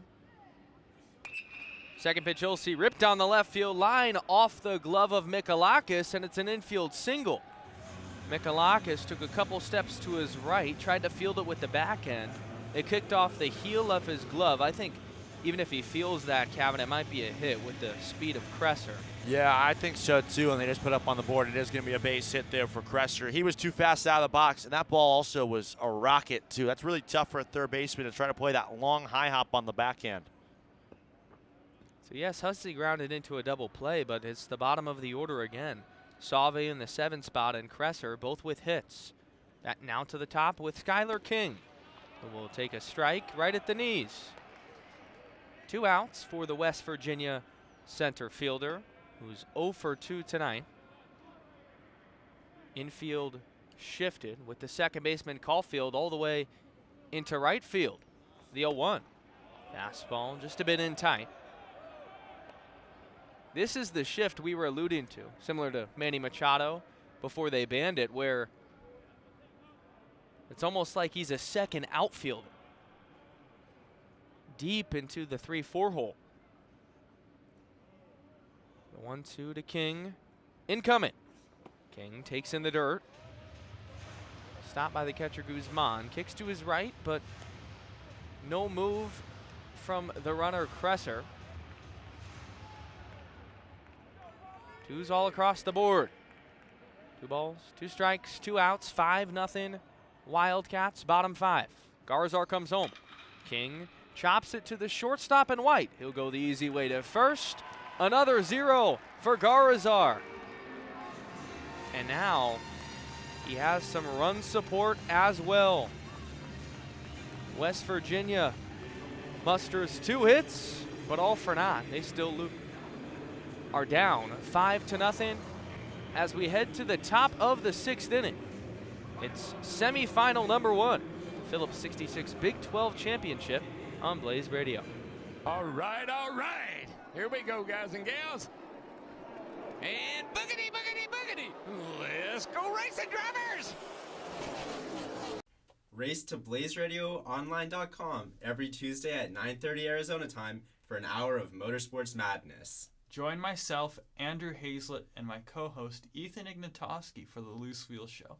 We'll tell you everything you need to know for the upcoming race week. From news to predictions, we have you covered, so make sure to tune in. If you're a tennis fan and want to take a little break from your day, I'm serving up a show for you. This is your host, Pratham Valuri, bringing you Match Point, your weekly tennis content. I'll cover ongoing tournaments, go over the latest news, analyze players and matches, and replay the previous week's biggest moments. Be sure to tune in to Match Point every Wednesday from 3 to 3:30 p.m. on Blaze Radio. You're listening to Arizona State Student Radio. Scout with the 30 to the near side of the 20. 15 stays inbounds and scores. This is KASC Blaze Radio. BlazeRadioOnline.com. 9-1-2 due up for the Wildcats here in the top of the 6th inning. We're having a blast here at Globe Life Field. Semifinal number 1. Have a great week it's been. Thank Arlington, Texas for the hospitality. Aiden O'Neill alongside my partner, Kevin Malater, as Robbie Porco is back on the mound for another inning of work. And he'll look home to Easton Breifogel. First pitch. Ripped foul down the right field line, 0-1.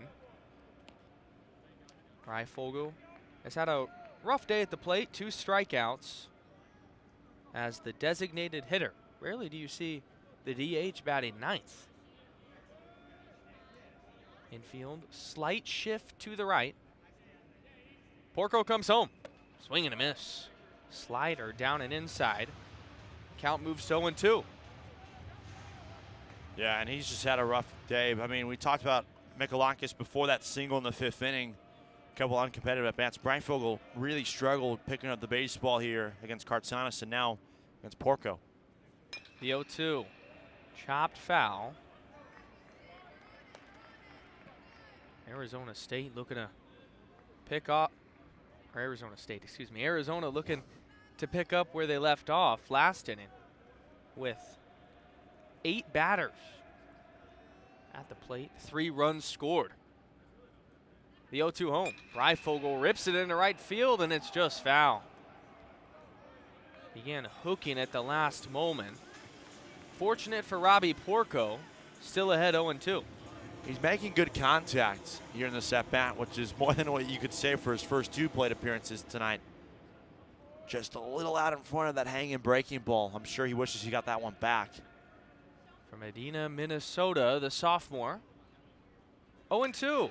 That's ripped foul the other way, down the left field line.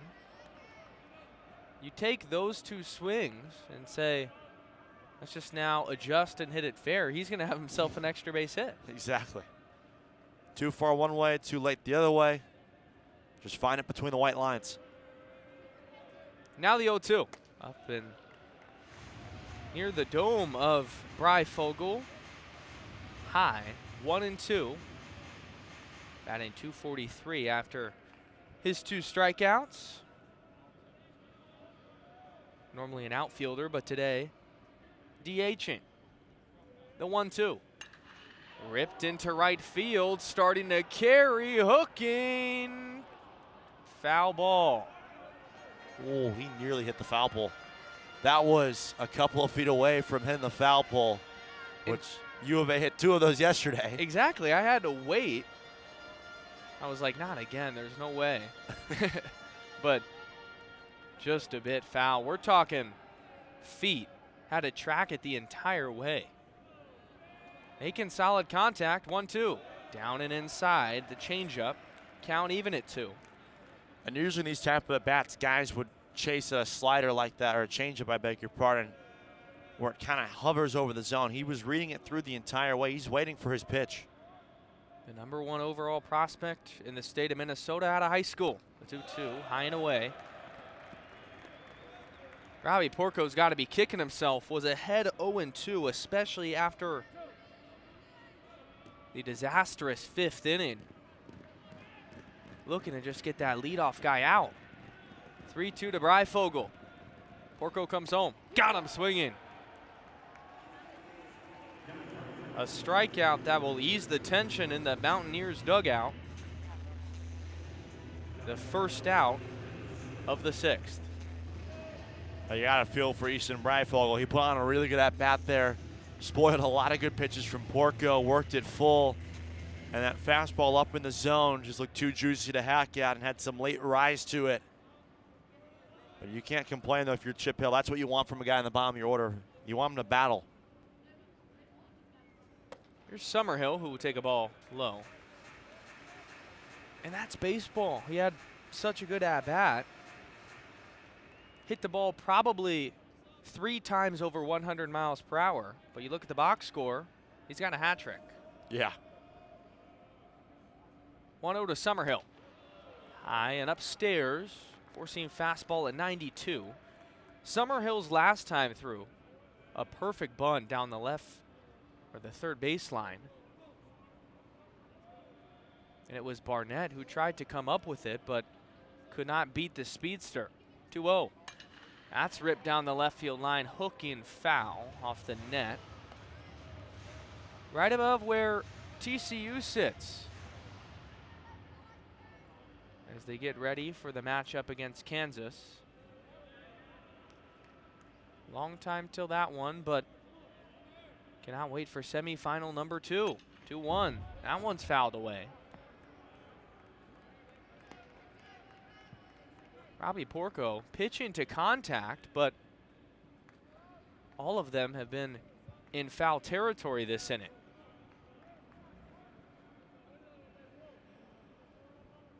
Also walked back in the 3rd inning, was caught stealing. Hands high in that left-handed batter's box. This will chop it foul towards the West Virginia on deck circle. We'll do it again. Yeah, and they've just put up a lot of really good at-bats right now. I'm looking forward to seeing at the end of the day, when the numbers come through, how many 7+ pitch at-bats Arizona put on today, because it seems like there's been a lot of those. They are working the West Virginia Arms a day after Griffin Kern went 127 pitches and a complete game shutout. 2-2, Summerhill's gonna rope this one into right center field. It's down for a hit. The right fielder Lumsden will come up with it and hit his cutoff man, but the man Brendan Summerhill has another hit. His 2nd of the afternoon, and that ball was roped. Crushed off the bat at 100.7, a fastball left up in the zone, and it's just a perfectly placed swing. Just keeps the bat head level, drives it right through. It's his 3rd consecutive plate appearance, which he's reached base now for Arizona. Aaron Walton will now dig in, batting 2nd and playing center field. First pitch in there for a strike. The curveball.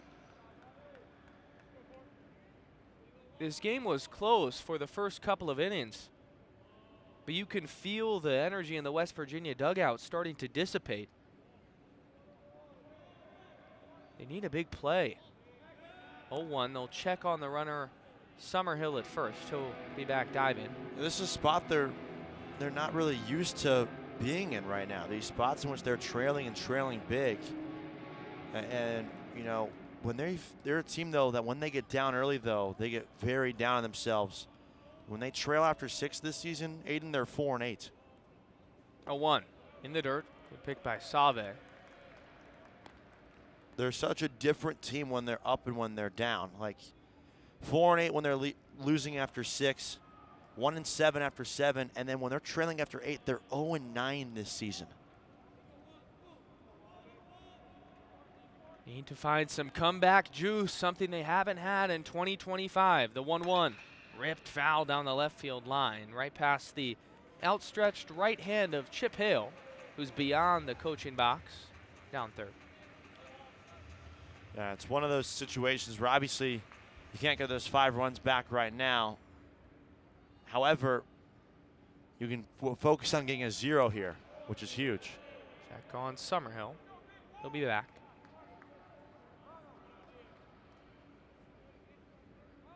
Just anything to get the bats back into the dugout they'll take. As quick as possible. Time winding out. 1-2. Walton will take, down and away on the slider. Good pitch. Arizona, after winning a low-scoring affair in round 1, 4-1, their offense has really come to play today. And credit to BYU. BYU's pitching staff has looked really good over the 2 days they were here. 2-2. All outside the heater. And this is a West Virginia staff that's top in the Big 12 in ERA. They're used to steamrolling the opposing opposition as far as offense goes. But the count is 3-2. Porco looks home. Summerfield on the move. Got him. The throw not in time, so a strikeout. Looking. And Summerhill took a weird topple into second base. He's safe. Just hope he's okay. Big dirt stain on his back as he looked to evade the leap of the shortstop Brody Kresser. As it stands, a look-in strike 3, a stolen base, a runner on second with 2 outs, and digging in is Mason White, who already has 2 home runs and 4 runs batted in. The pitch to White. Take a fastball outside. With an open base, Cav, I know there's 2 outs. I just put him on here. I was literally about to say the same thing. Why are you pitching to him? You have the open base. I mean, Guzman's is still a good hitter, but I'd much rather face Guzman at this point than Mason White. Might be the good old unintentional intentional walk where you don't get any pitch to hit as he'll take a ball down and away. Well, at this point, now that you're behind 2-0, throw up the 4. Like, don't even risk it at this point. That's how Cartsanis gave up the 3-run homer to him. He went behind 3-1. He had to groove him a fastball, and he crushed it. 2-0, home to White. Take downstairs, 3-0.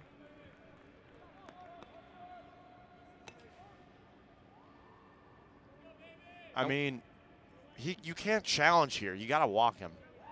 I would guess that Mason White gets the green light 3-0. Oh, at this point, yeah.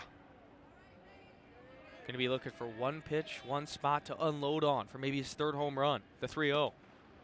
Outside ball 4. Mason White didn't get a pitch anywhere remotely close during that at-bat. He's reached base in all 4 plate appearances. Here's what frustrates me about that. That's the good old intentional, unintentional walk. If you're going to not throw him a pitch into the zone, why are you wasting 4 pitches from your guy? Does beg the question.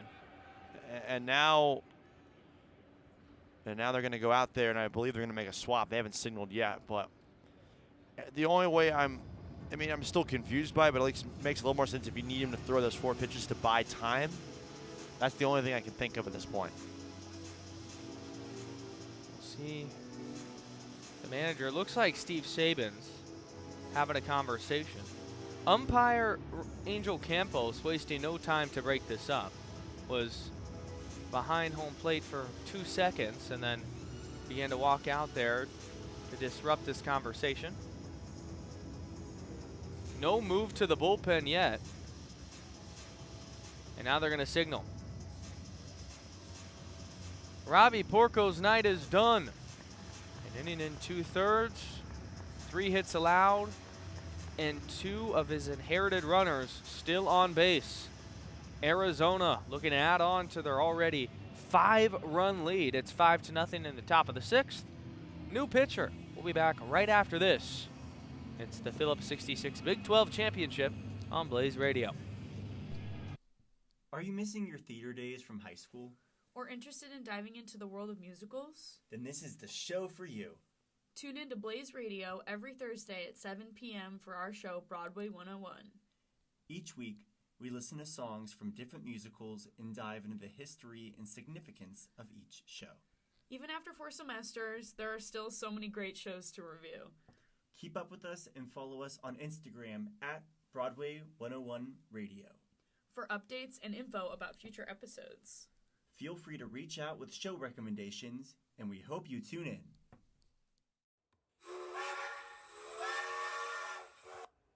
All aboard the Northeast Corridor. I'm Preston Rabb. And I'm AJ Gonsalves. Sit back and relax as we take you on a 30-minute adventure giving you all the updates from the Northeast. From sports to politics to the biggest trends. We got you. Be sure to listen on BlazeRadioOnline.com. What days are we on, AJ? Every Tuesday. That's right. So listen in. We'll know if you don't listen. Don't miss out on the hottest growing show on Blaze. Tune in every Tuesday night only on Blaze Radio for the Northeast Corridor. 7 seconds to go. 3-pointer. Oh! Onions! Double order! Want to stay wrapped up in the madness of March all year round? Tune into Onions on Blaze Radio from 7 to 8 p.m., hosted by Luke Lendler and Christian Jarmark, where we break down everything in college basketball, from the biggest players, the biggest games, and the biggest moments, to the small schools making the Cinderella runs that you won't want to miss. Tune in Monday, 7 to 8 on Blaze Radio. Major Onion with a kiss!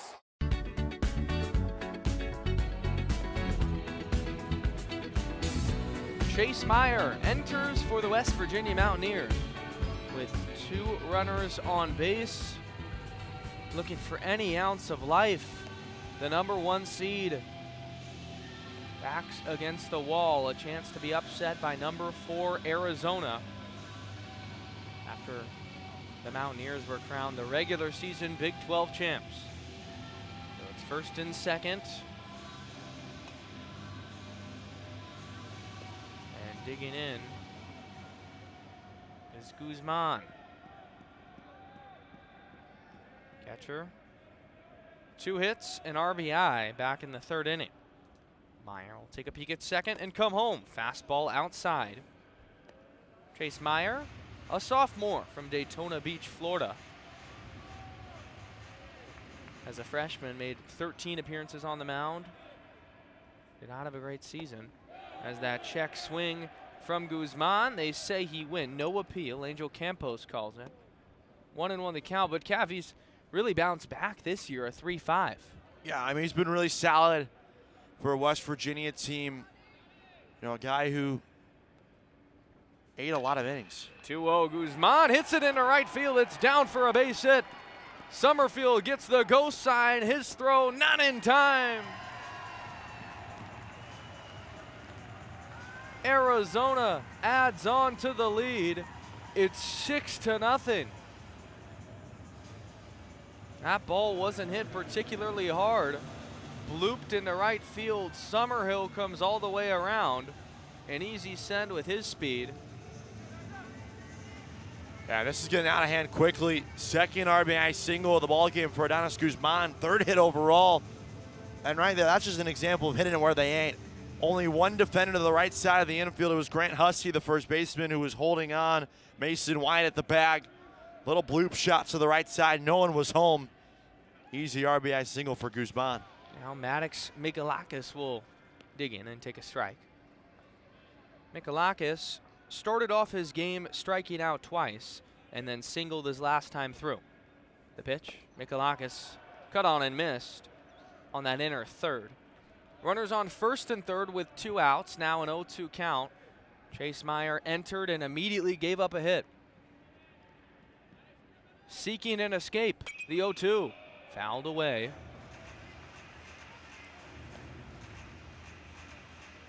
Approaching 6 p.m. local time, the 2nd game of today, semifinal number 2, scheduled for 7:30. We'll have all the coverage there. TCU, Kansas, the 0-2, fastball away.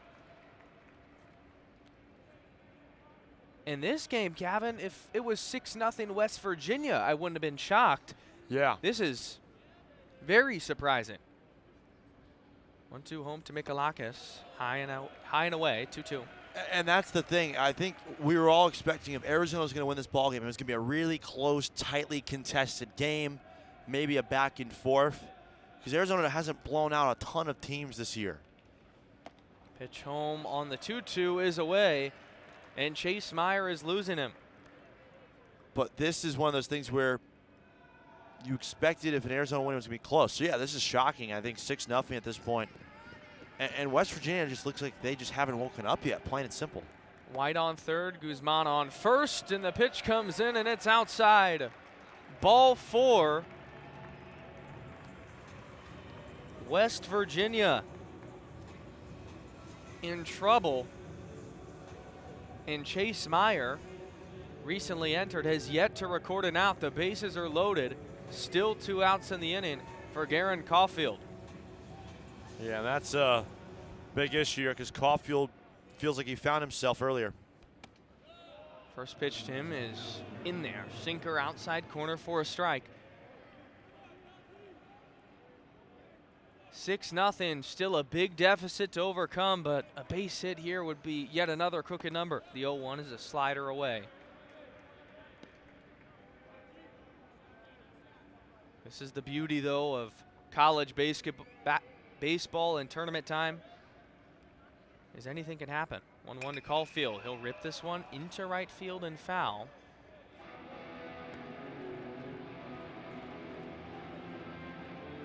Is Meyer once again, Cav, 1 strike away from getting out of the inning, but we've seen this movie before. Needs to put Arizona away. 1-2, high and in tight. I think it's one of those things where they need to be able to challenge, and you need to go here. If I'm Meyer, I'm throwing my hardest fastball here. I'm just going to rear back and find it. The 2-2 to Caulfield. Caulfield rips it into right field. It's down for a base hit. White will come around to score. Here comes Guzman. The throw in time. The tag applied. He's out.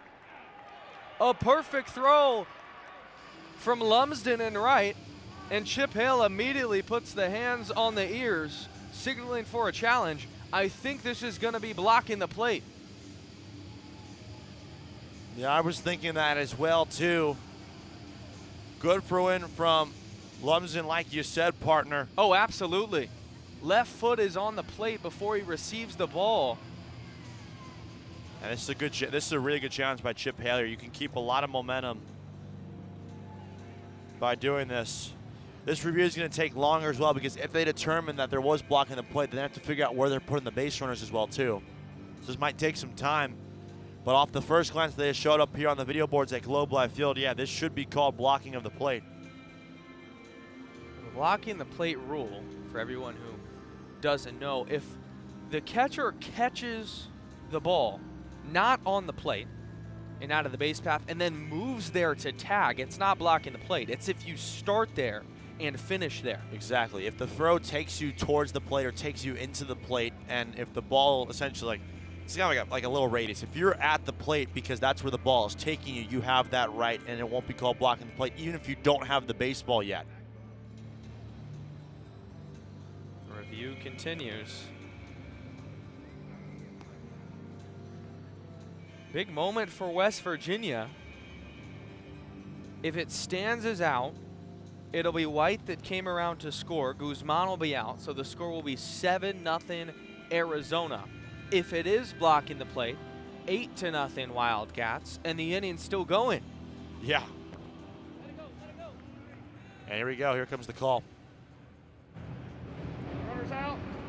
Wow. They call him out in real time. The one replay we saw, it looked like Save's left foot was on home plate, and that would be enough to overturn the call. However, it's not. Arizona tacks on a run, making it 7-0 Wildcats. As back on the mound, Raul Garazar Race. Bottom six coming up. All Wildcats. It's been a stunner. Long way to go, though. Phillips 66 Big 12 Championship on Blaze. Yo, flex on them. Hey everyone, we're Liv and Maddie. And this is our specialty show, Out of Tune, on Blaze Radio. Tune in on Mondays at 3 p.m. to hear us talk about our favorite music. We talk about our favorite bands, songs, and new releases. And we even go to cover festivals and concerts. Yes, tune in Mondays at 3 p.m. and follow our Instagram, outoftune.blazeradio. Or you're not cool. Bye! Hey everyone, it's Alex Swift from Park the Bus. And as we say now in my country, they brought the bus and they left the bus in front of the goal. If you want to stay updated with the world of soccer or hear 3 Arsenal fans tell you why we're better than Spurs, but Tottenham is the history of the Tottenham. Come check out Park the Bus with me, Alex Swift, Alexander McDonald, and Bob Blue, Tuesdays 9 to 10 a.m. at blazeradioonline.com.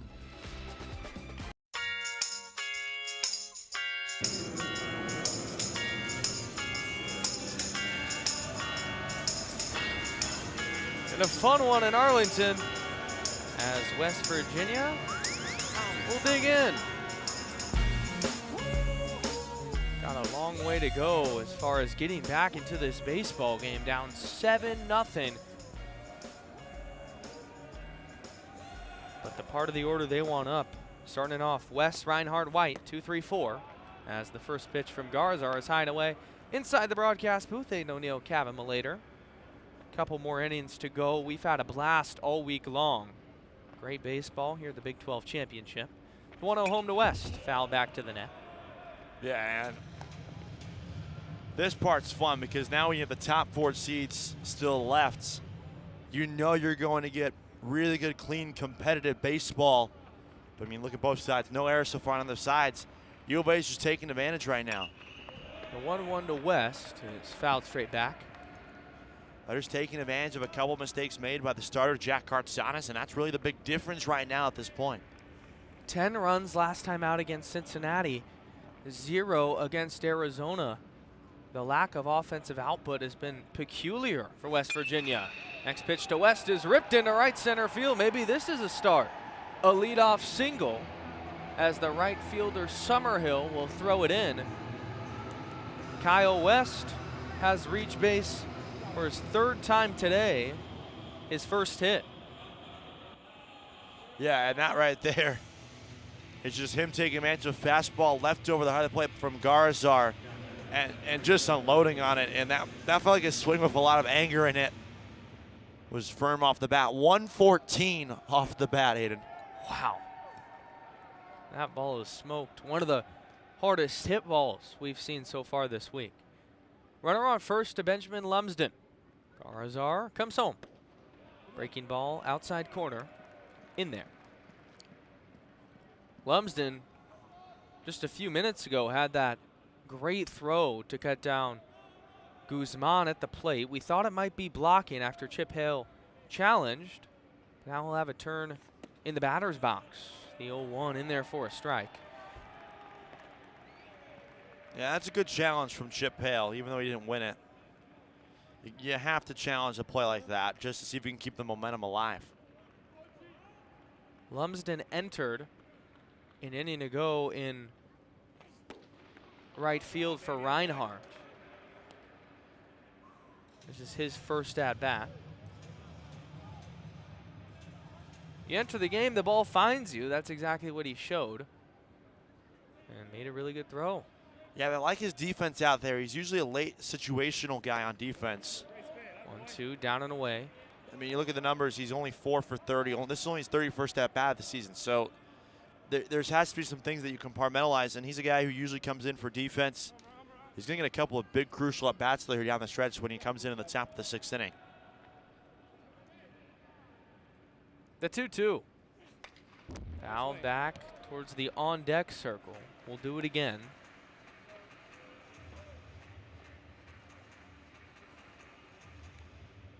The key for West Virginia now is stringing something consistent together. They've had hits sprinkled in, now 5, but nothing consecutively, as that one's ripped to the shortstop in the shift. He'll go to the second baseman and turn it too. It's White to Caulfield to Splain.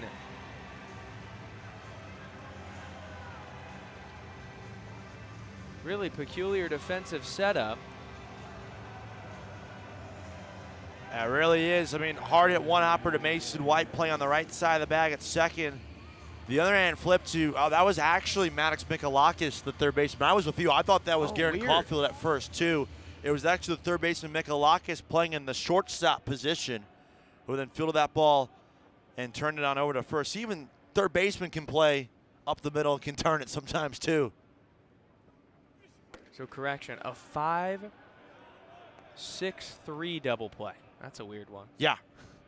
You don't see that too often. First pitch to Sam White is outside. 2 outs. West Virginia offense got the leadoff runner on and couldn't build off of it, as White will take down and inside for a ball. Raul Garzar on the mound for the Wildcats. Has been exactly what they hoped for. Pitch to White, ripped down the right field line, just foul. Feels like if Splain can't get it at this point, it has to be foul. He's been grabbing everything over there at first. What's the saying? 75% of the earth is covered by water. The other 25% is Tommy Splain. That's what it feels like today. He didn't even attempt to dive at that, just gave it a look foul. 2-1 the count. In the hit column, 13 hits for the Wildcats, only 5 for West Virginia. Just a polar opposite to yesterday. 2-1. White will rip it where the defense isn't to left field, and it's a base hit. An extreme shift put on for the left-hander again. And Mikalakis just gives it a look past third. It's a 2-out hit for White. Yeah, and that right there would be a ground ball that in a normal defensive alignment, the third baseman, Max Mikalakis, would have been all over. Instead, because of the overshift 3 to the right side, Mikalakis, the third baseman, had to essentially play where your shortstop traditionally would be, which meant the entire 5-6 hole left of it is wide open, and White found that open real estate. Now it's Gavin Kelly who will take a ball outside. Hit it where the defense isn't the object of the game. And that was just a really good piece of hitting as we take time. It looks like Guzman's pitch count might not be working. When they play the shift, a lot of hitters just view it as disrespect. I Yeah. can go the other way. And you obviously want to hit for power in today's game. But taking a single when it's given to you, and that ball was also hit very hard, your takeaway is one of the most successful at-bats of the day just because of the approach. 1-0 to Kelly. Everything squared away. Pitch home. Take outside. The sinker. Yeah, and sometimes a single is better than a double or a home run sometimes, depending on the situation, because it can spark a rally. Home runs are great, but they can be isolating at points. 2-0 to Kelly. Outside. Versus if you can build sustained success through those opposite field singles, through maybe a bloop shot here or a gapper here, that builds you more momentum. Obviously, home runs are great, but sometimes it's just a one-and-done moment. 3-0 the count. Would expect a take sign, and he gets it. Gavin Kelly will watch that one go by. Down by 7, just as Gavin pointed out. Want to get as many base runners on the paths as possible. Long way to go. 3-1 the count, the pitch home. Kelly will chop it off his left ankle and hobble a bit over towards the first baseline and now walk in a circle, just shaking it off. Those are never fun. No, those stink. Especially when you're Gavin Kelly and have no protective piece on your left ankle. Might see that changed his next at-bat. 3-2, 2 out, 7-0 Wildcats, bottom 6. Runner will be on the move. Garazar home. White will rip it to the right side. Easy play from Caulfield to first, and that'll end the inning. Raul Garazar. 6 innings of shutout baseball in the biggest game of the season up to this point. Both teams vying for maybe the ability to host a regional. And if it's West Virginia, they have to do something quickly. 7-0 Arizona. Top 7 coming up here in Arlington. You're listening to college baseball, the Phillips 66 Big 12 Championship on Blaze Radio. I am Jack Kemmler. I'm Will Anderson. And I'm Jason Teeter. Welcome to Roll the Tape, where we take a deep dive into the 2025 NFL Draft. We will provide you with player breakdowns, mock drafts, prospect rankings, team needs, and much more. We'll answer some of the draft's biggest questions. Who is the top quarterback? Is Ashton Jeanty a top 5 pick? And can Travis Hunter really play both ways? We're live every Sunday from 8:30 to 9, right here on Blaze Radio. See you in Green Bay.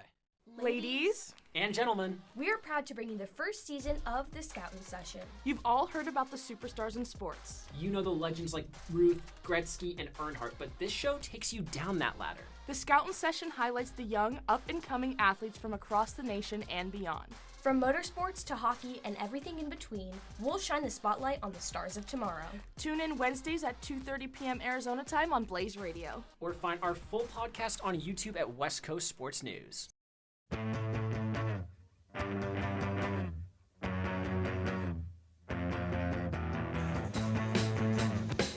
All Wildcats bearing down in the college baseball Big 12 championship semifinal.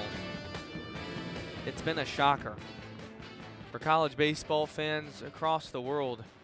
The majority didn't expect this. 7-0 Arizona over WVU. Chase Meyer still in the game as he'll fire one in there to Andrew Kane that misses outside. 1-0. Yeah, I mean, they put up a poll here at the ballpark before every game, a social media poll.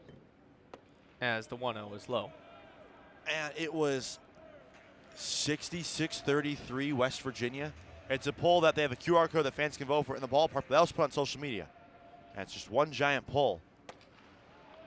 2-0 fastball, scraping the inside corner. So a great majority of the public thought West Virginia was going to win this baseball game. And this is one of those games in which 2-1, fastball there. Also in, 2-2. West Virginia got punched in the mouth first and had no answer. And as soon as they had no answer, Arizona just took advantage of that and ran with it. The 2-2 is low. Exactly. I think the expectation, I mean, when you're the 1 seed, if you get eliminated anywhere before the championship, it's going to raise an eyebrow. As we have a slight stoppage of play, Angel Campos walking out to the mound with Chase Meyer, uttering some sort of word. It looks like everything's resolved, though. 3-2 to Andrew Kane. Pitch home. Jack swing didn't go, and the ball was high. It's another walk and another base runner for the Wildcats.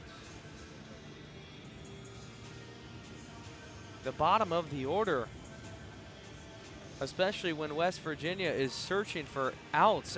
This is the part you need to get. Yeah, I mean, and we had talked about at the top of our show today that, hey, look, West Virginia 7 through 9 is dangerous. I mean, look what they did yesterday, 5 for 9 with 4 RBIs.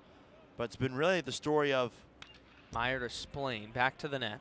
How Arizona's bottom of the order in the last couple of innings has set up the top half to succeed. The top half is where all the big numbers stand up. Multiple home runs for Mason White. Brennan Summerhill's got a couple of knocks himself. But it's because of the bottom's ability to flip the lineup card over. Splain has been known for his defense today, so he'll take a breaking ball outside. 1-1. The senior, who you also see sometimes at the backstop behind home plate. Infield looking to turn 2. 1-1 the count. Meyer looks home the pitch. Fastball in there for a strike on the inside corner. Yeah, and he's had a great game defensively. I mean, how many double plays has Arizona turned because of him? 1-2 to Splain. Oh, that ball was up and inside. Buzzed the dome. In a 7-run game, that will, I think, irritate a player even more than if it's in a close one. Oh, 100%. 2-2. Splain will hit that one to right field and foul. Bigger crowd today on site. As you see, fans sprinkled in behind home plate and down both foul lines. Beautiful ballpark this is, the home of the 2023 World Series champion Texas Rangers.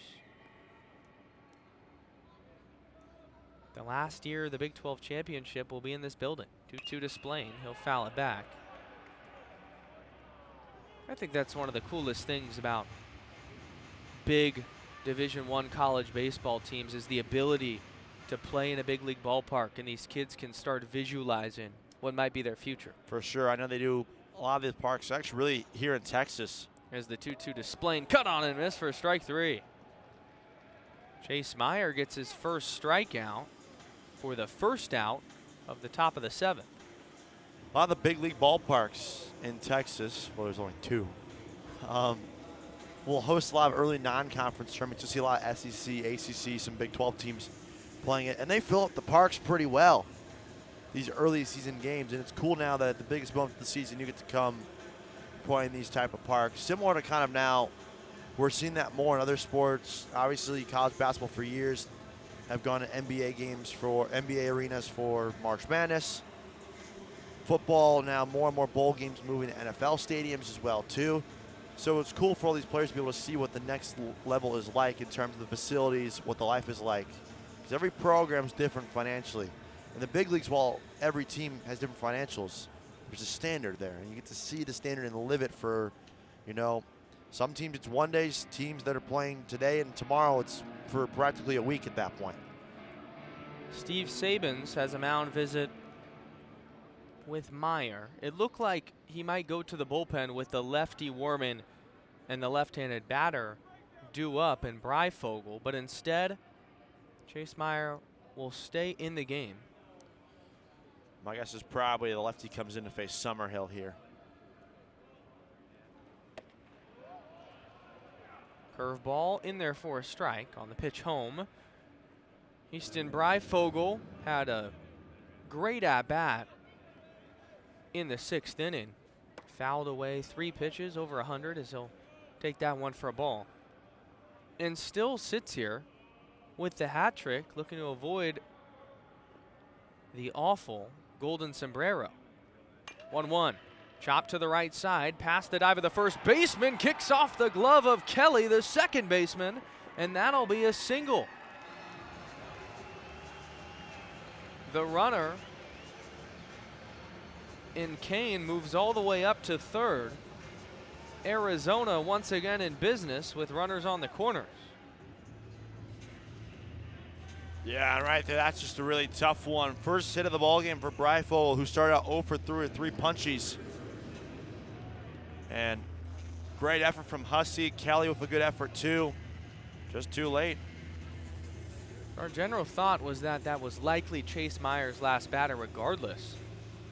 With the lefty and one of the best hitters on the team coming up in Brendan Summerhill, he's going to stay on the mound. Runners on the corners, 1 out. First pitch to him is high and away. Summerhill walked back in the 3rd, was caught stealing, and then in his last 2 at-bats, 2 consecutive singles. The 1-0.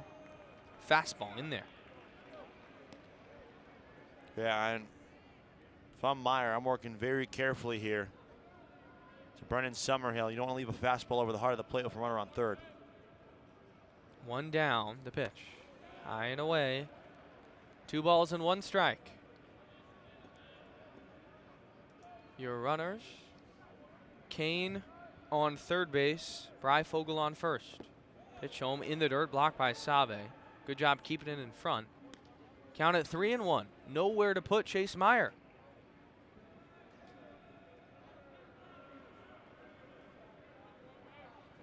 The West Virginia crowd has been awfully quiet today. Not a lot to cheer about. 3-1 to Summerhill. Fouled into the 2nd deck.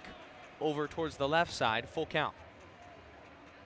Yeah, and there's a good section of gold and blue here in attendance at Globe Life Field. Obviously, we expect the bigger crowd to be tonight in the nightcap between Kansas and TCU. A 3-2 to Summerhill. Got him looking. A backdoor curveball freezes the Wildcat leadoff man for the 2nd out. And he knew it too, Summerhill did. Really good curveball.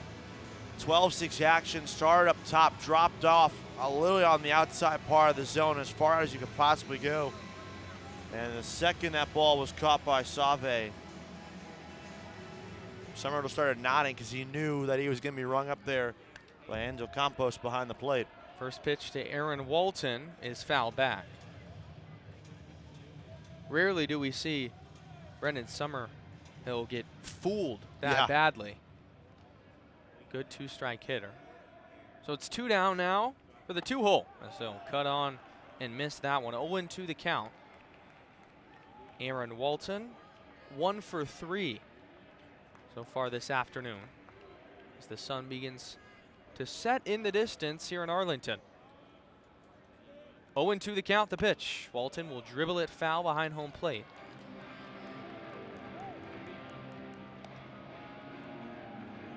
Walton this season with runners on base, a .340 batting average. And with runners in scoring position, .360. Think about all the time Summerhill gets on base, gets to second, and Walton knocks him in.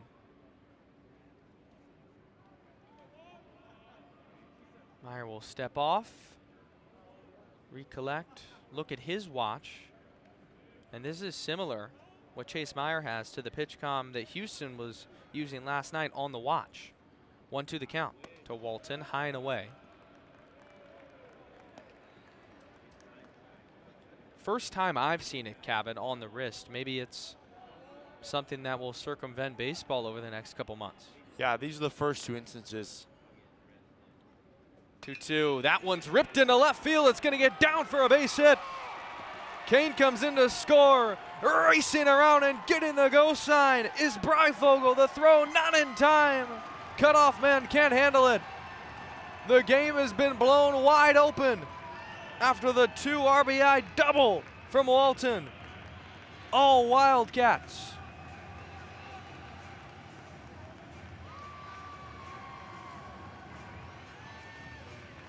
Night, night.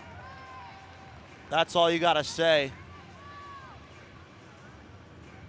If you're a fan of the Arizona Wildcats, that's the proverbial dagger here in the top of the 7th inning. And that's going to be all for Chase Meyer. What a great swing. Walton kept his head down, a fastball inside corner, and just ripped it down that left field line towards the 334 sign in the corner. And U of A can taste a championship game berth tomorrow night. Chase Myers, night is done. Not a pretty one. Gives up 2 runs on 4 hits as the Wildcats lead 9-0. New pitcher will enter.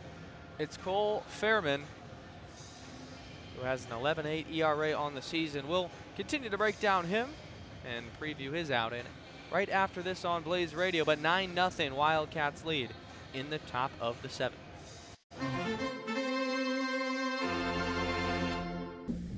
If you like National League Baseball, then tune into the Senior Circuit, Sundays, 7 to 8 p.m. Arizona time on Blaze Radio.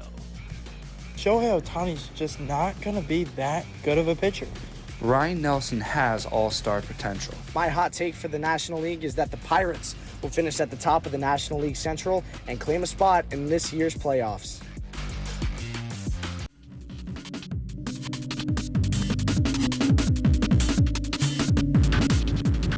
Are you looking to discover new music? You found the right place. My name is Aurelie Rodriguez, host of Static Buzz, where I explore all kinds of music. Join me every Friday at 3 on Static Buzz at blazeradioonline.com. See you then.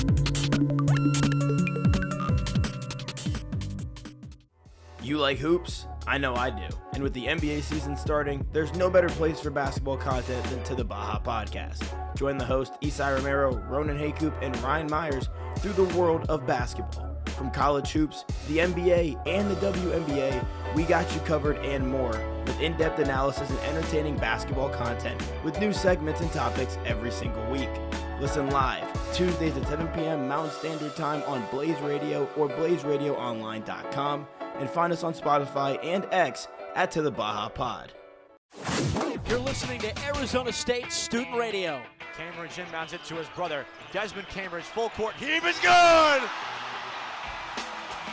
This is KASC Blaze Radio, blazeradioonline.com.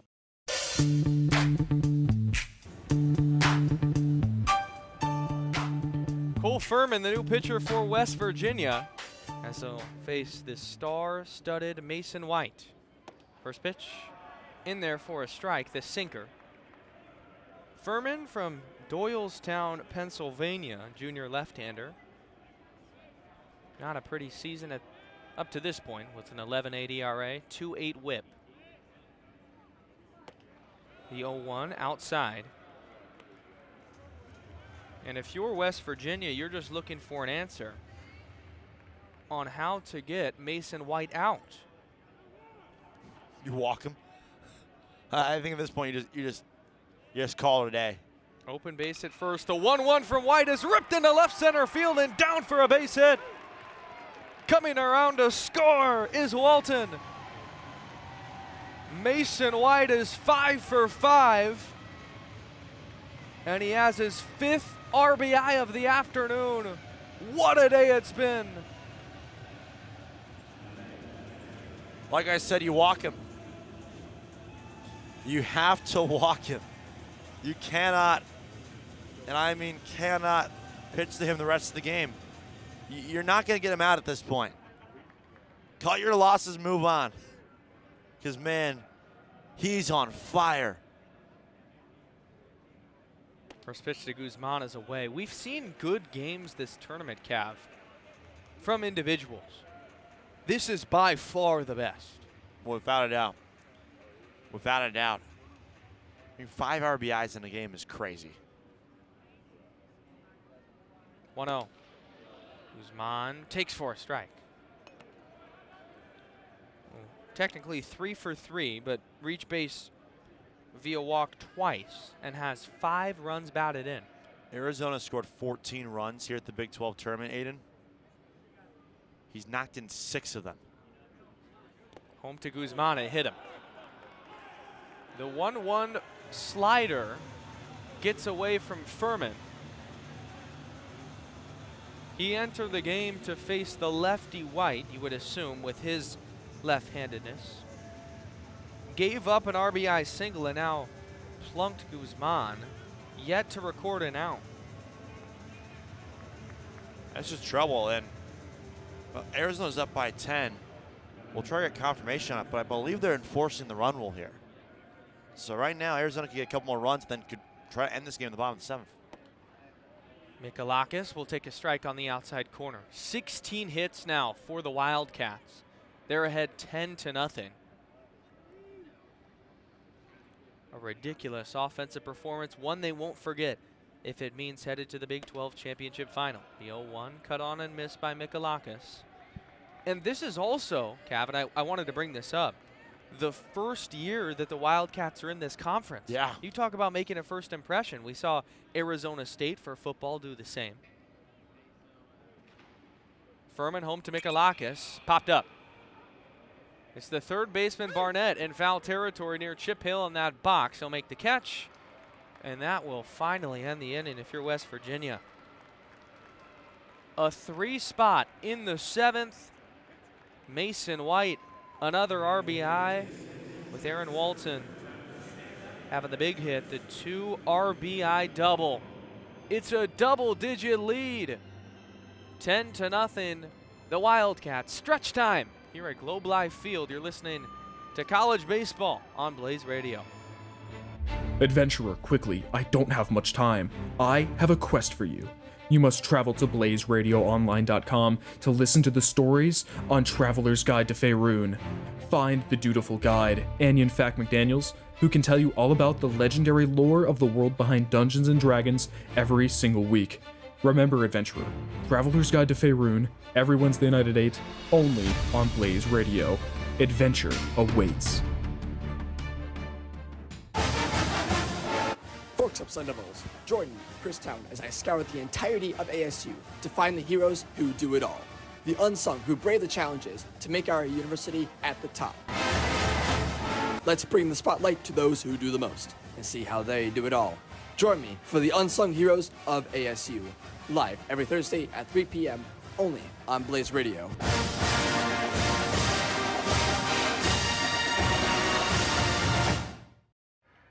Come on, Midland.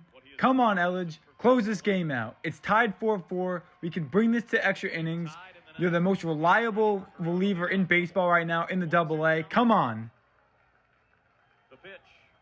Swung on, ground ball up the middle. You gotta be kidding me. You gotta be kidding me. You had one job. Oh, this is why I listen to Up on Deck every Sunday from 6 to 7 p.m. on Blaze Radio. So...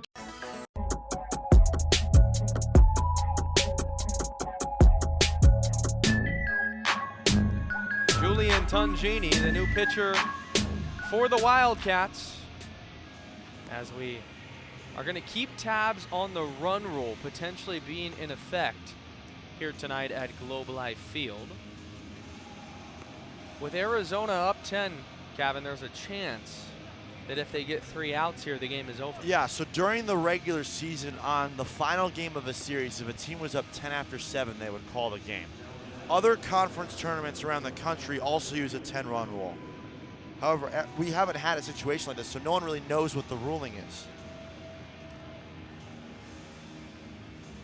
Spencer Barnett leading it off for West Virginia. 6, 7, 8, 9 due up. Tungini, a senior. New Canaan, Connecticut. Could also be an opportunity for Chip Hale to get one of his older guys in one of maybe his final games of the season. As new catcher behind the dish, but until then, it's a base hit into left field. And excuse me, not a new catcher, a new batter at the plate. Base hit to left field. That'll be Armani Guzman, the sophomore utility man for West Virginia. He starts it off with a hard hit single. That's one of the better at-bats we've seen from the Mountaineers tonight, and it's from a guy off the bench. Yeah, sometimes you just want a change of looks there. And simply fastball, middle, and he just took it right back where it came from. That's a great swing right there from Guzman. Logan Salve will step in, facing Tungini. First pitch in there for a strike. West Virginia needs 10 runs and rather quickly. Bottom of the 7th. Tungini looks home and comes home. Breaking ball gets past Guzman. He can't find it all the way to the backstop. And the new runner in Guzman will race all the way to third base. The wasted time from the catcher Guzman, named Adonis, not being able to find the ball allowed for the runner Guzman to just keep on going. Yeah, right there. That's brutal and really poor communication from Arizona. All they were just saying was behind you, behind you. You got to point to where, though, if a catcher can't figure out where the baseball is. Logan Salve will now bat in a 1-1 count with the infield back. Guzman on third. The pitch home is high.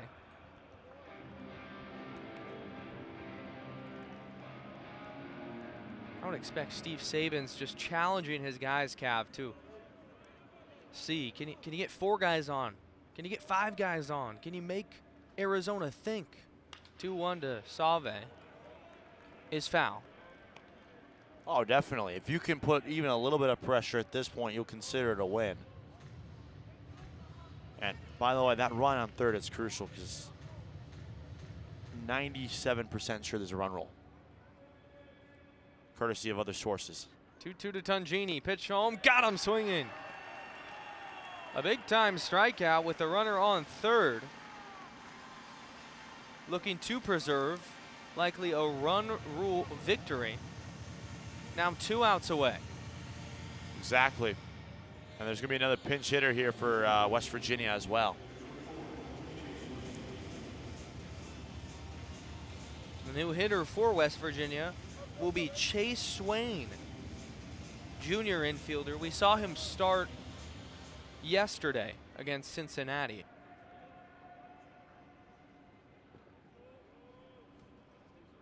Pitch to him. In there for a strike, the cutter. Infield for Arizona shifted to the left side of second base from our vantage point. Deep into that hole, anticipating a pull. Guzman still at third base. 0-1. Check swing, did he go? The appeal, he did.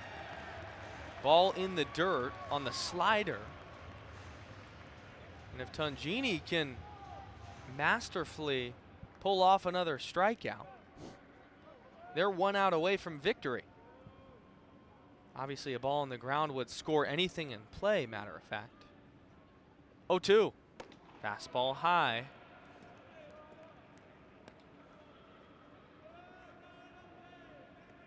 Swain working a nice at-bat, moving the count even. With his pink bat waggling in the right-handed batter's box.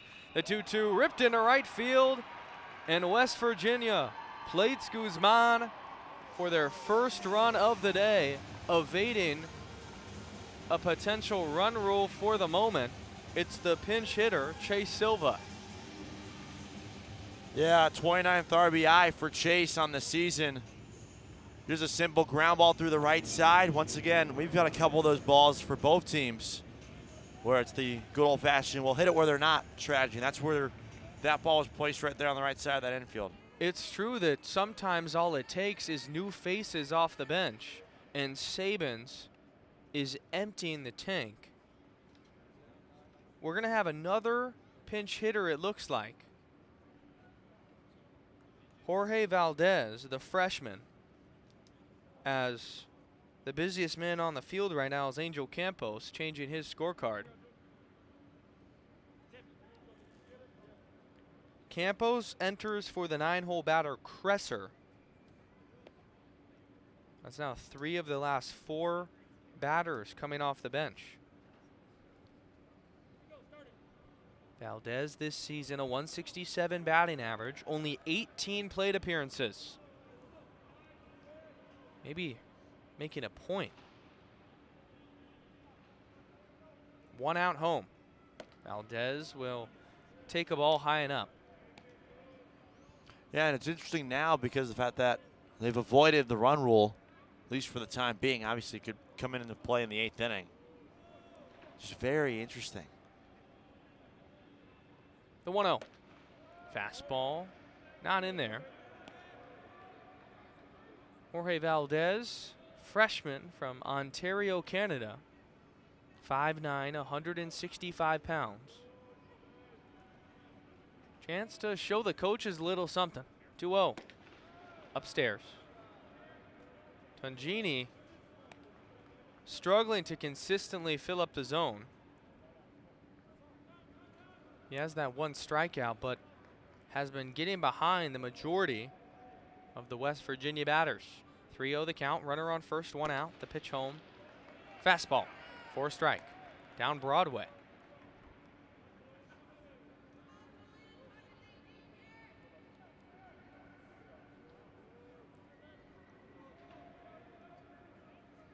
Tongini comes home. Swing through. Full count. 3-2 with 1 out. In this count, at times you would see the base runner on the move with Silva, but I doubt that. 3-2. Got him looking. Corner paint with a 94-mile-per-hour sinker. It's now 2 outs this inning. Yeah, they were never setting him. That's just backdoor heat right there. I think Valdez was sitting breaking ball. Tongini comes back with hearty heat outside.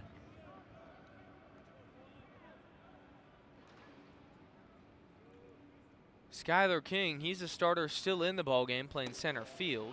He'll bat now. Take high for a ball. Skylar King tonight 0 for 3 with the ground out to the shortstop last time. Bat resting on his right shoulder. He'll swing at the 1-0, falling fast. It'll get down. The runner Swain goes from first to third, and Skylar King's got himself a 2-out knock. Runners on the corners. You could probably hear it on our microphones downstairs. Not the best sound off the bat, which means not great contact either off the bat of Skylar King. But sometimes, and especially with the way this ballpark plays, weak contact sometimes is better than your best stuff. I mean, the amount of hard swings, balls hit over 100 miles an hour we've had this week that have been caught in the outfield because of all the big ballpark, this pitcher's park we're in. So sometimes a little jammed bloop shot does the job to get you on base with a base knock. A meeting now at the mound with Tongini, who's gone 2/3 of an inning, 2 hits, 2 strikeouts. They will exit. He'll remain in the game. That was Skylar King's first hit of the day. Next game tonight, you have one more semifinal on tap.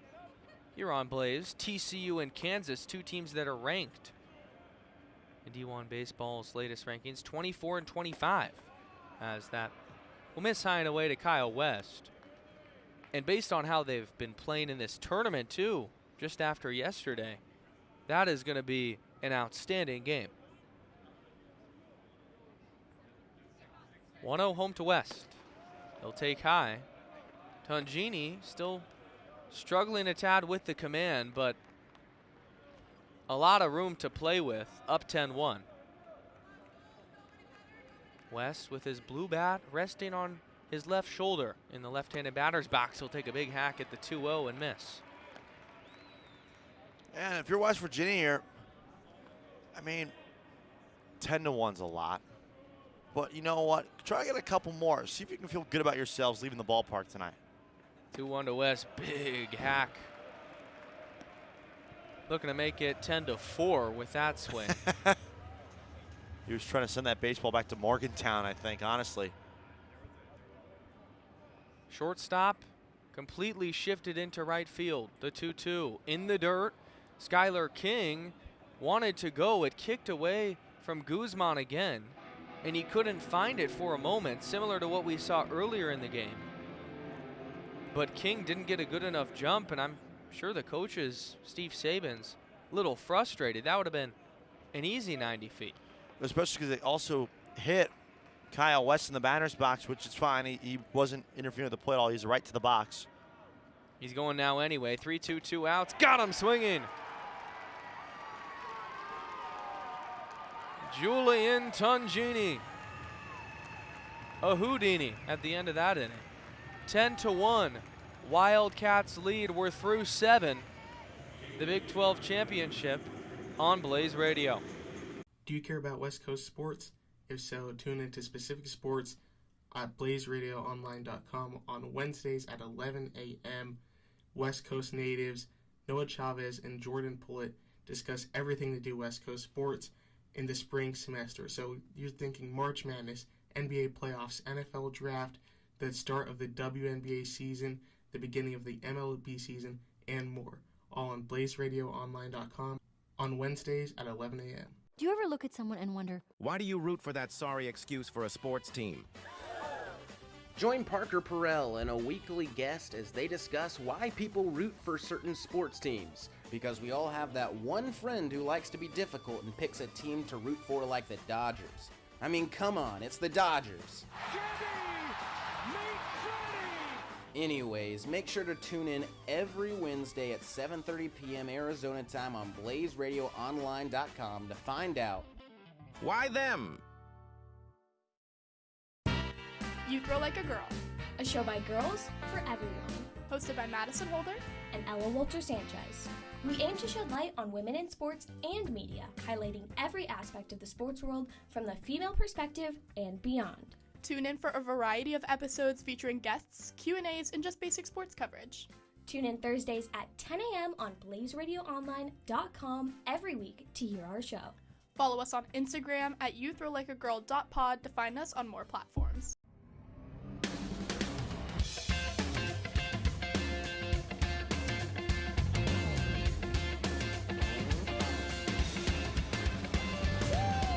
Winding down the Big 12 championship as our first semifinal is just about wrapped up, but don't go anywhere. Got another one later tonight. Right now, though, Arizona leads 10-1 over West Virginia. A jaw-dropping performance that'll leave any college baseball fan shocked has ensued here at Globe Life Field. New pitcher for West Virginia here in the top of the 8th inning, Reese Bassinger, 6'1", 185-pound right-hander, a senior from Wiley, Texas, formerly pitched at Tarleton State. Made the all-tournament team there in the WAC just a season ago. He'll face Garen Caulfield to open the inning, and the first pitch is a sinker inside for a strike. Bassinger, a 3.95 ERA this season. 6-1 and 54 2/3. Deal 1. Breaking ball also catches a bit of the zone. Yeah, and this is where if you're Arizona, you're just going to try to find a way to manufacture a run right here. 0-2 to Caulfield, foul back. And just find a way to try to throw up another zero. I mean, all things considered, Sungini did a good job. I know he gave up the one run, and that's why we're still playing here in the 8th inning. But he did a good job limiting it to one. It could have been very worse for him very quickly. And he did a nice job battling. 0-2 to Caulfield. Check swing, he went around and caught by the catcher. No drop third, as Caulfield thought, as he trotted down to first for a moment. 1 out.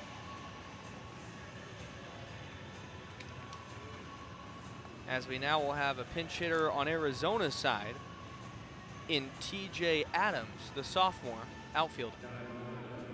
Yeah, Adams, solid freshman year last year at bats, and just overall playing time down this year, though. First pitch he'll see, dribbled back to Bassinger, comes off the mound, fires to first, and he got him by a couple steps. Nice play overall. Really well done by Bassinger to get off the mound that quickly and throw him out at first base by a step and a half, too. I mean, that's not an easy play to make. Adams is a really good runner. This year they've kind of used him almost near a hybrid, like, pinch runner type role. So that's a nice job. Especially when you're falling off the opposite side of the rubber. 2 outs to Tommy Splain. First pitch, check swing. Did he go? He did. 0-1. Tommy Splain tonight. 2 hits, struck out his last time through. Coming set, Bassinger, the 0-1. Foul back. Bassinger has come in out of the bullpen, and unlike a lot of the West Virginia relief arms today, has pounded that zone. 7 strikes, Kevin, in 7 pitches. That's efficiency right there. 0-2. Fouled away. 8 strikes now. I mean, look, that's what you need in this spot. When you're chasing 9 runs, the last thing you need then is to bring in an arm who struggles and can't find the zone. We're not immaculate because Caulfield grounded out, as that one will be up and away. But still, the ability to attack the zone has been easy for Bassinger. 1-2 to Tommy Splain, 2 down, top 8, 10-1 Arizona. The pitch. Inside, the changeup at 82. Trying to change dial over there. He was climbing the ladder previously, and then decides to break out the changeup down and in.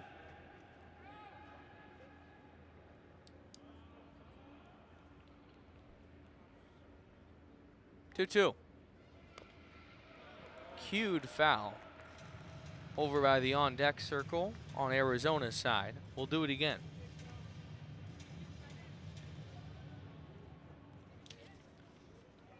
Splain looking to continue to produce out of the bottom of this order. Talked about his 2 hits, but 7, 8, and 9 all have had quality ABs. That 2-2 just a bit away. Some groans from the West Virginia faithful. Full count. They were all kind of like they've been struggling, so why not give us one here? 3-2 your count. The pitch. Got him! Reese Bassinger out of the bullpen. Maybe giving West Virginia a chance. Still down 9. We'll find out in a few moments. Bottom 8 coming up. It's 10-1 Wildcats over the Mountaineers. Semifinal number 1 of the Phillips 66 Big 12 Championship on Blaze Radio. Have you or a loved one experienced FOMO from not listening to the 480 experience? Well, now you can tune in on Blaze Radio from 8 to 9 o'clock on Monday nights to hear me, Kai Jenagabis, and Strider Bigler talk about all things Arizona sports related on blazeradio.com, where you can hear our hottest takes. I believe that if the Cardinals have one more failure of a season, they will trade Kyler Murray and rebuild around a different quarterback. our picks of the week, and the rest of what's to come on the 480 Experience. Welcome to 4 on 4, where we have 4 experts on the 4 major sports. Join Sammy New, Dylan Wickman, Justin DeHaas, and Sean Brennan on Blaze Radio as they break down an exciting semester of sports that includes the playoff push for NBA and AHL, the start of baseball season, all of March Madness, and so much more. At the end of the day, we're just 4 roommates that love to talk about sports. So join the conversation. Listen live on blazeradioonline.com every Tuesday at 2 p.m. Arizona time. Or, if you missed us, check us out on Spotify, where you can hear all of our shows. Hi, I'm Landon. And I'm Bella. And welcome to Albumsplain. Every week we'll be dissecting and discussing one of our favorite albums. From No Doubt to Claro, tune in to hear us chat about our favorite thing, music. Tune in on Thursdays at 11 a.m. on Blaze Radio Online. Or listen on your favorite podcast streaming service. See you soon. See ya! Sitting in traffic, bored of listening to the same artist on repeat? Tune in to Alternative Route instead, the music show on Blaze Radio that talks about a Latin artist or band every week that is making music in the indie and or alternative rock genres. Join DJ Mavette for the second season of Alternative Route as she breaks down these artists' innovations and analyzes their songs in order to understand their craft better. Take the Alternative Route every Tuesday from 3 to 3:30 p.m. live on Blaze Radio and blazeradioonline.com.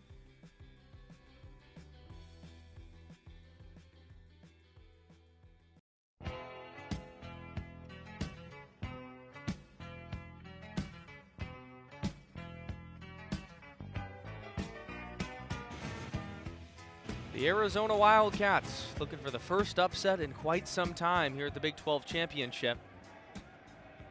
As Colin McKinney will enter the game, 10-1 Wildcats.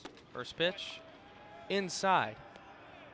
McKinney, a 6'5", 214-pound sophomore from Nesube, Texas, here in his home state. I'm sure he has some family in attendance. 1-0, that ball's crushed from Benjamin Lutzen. Back to the track in right center, right in front of the 410 marker. Walton makes the catch. It was eerily similar to the barrel earlier from Mason White on Arizona's side. It's just the first one snuck a few feet over, went over the wall, a game of inches. Yeah, and that's somehow the best swing of the day for this West Virginia team. It's a 407-foot flyout to the right side of the center field wall.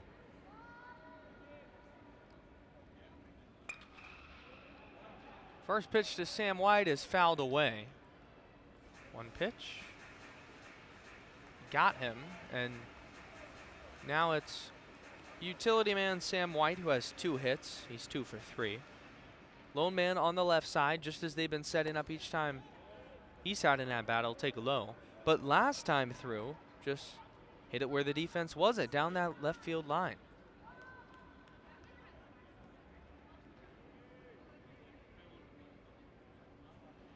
White will take a strike on the outside corner. Count at 1-2. Yeah, and this is where right here, if you're just McKinney, your job is to come in first strikes and just keep the line moving for your team here. 10-1. Fly ball on the 1-2 count, deep to center field, tracking Walton all the way back to deep left center field. Makes the play, 2 outs here in the bottom of the 8th. Another one that was hit right up to the 410 sign, just a couple feet in front of that as well. 399.7 was the distance on that one. So another near 400-foot fly ball that McKinney's induced, but hey, it's the beauty when the ballpark plays this deep. Defense shifts to the left side, breaking ball in there for a strike. If you're curious, Arizona, who's approaching a trip to the championship, the last time they won a conference was just a year ago at the Pac-12 championships in Scottsdale. 0-1 in there. The last year of the Pac. Yeah, they won the regular season and the tournament. And now, knocking on the door of maybe being 1 win away from a Big 12 title. 0-2, check swing to Kelly, did not go around, says Doug Williams over there at first base.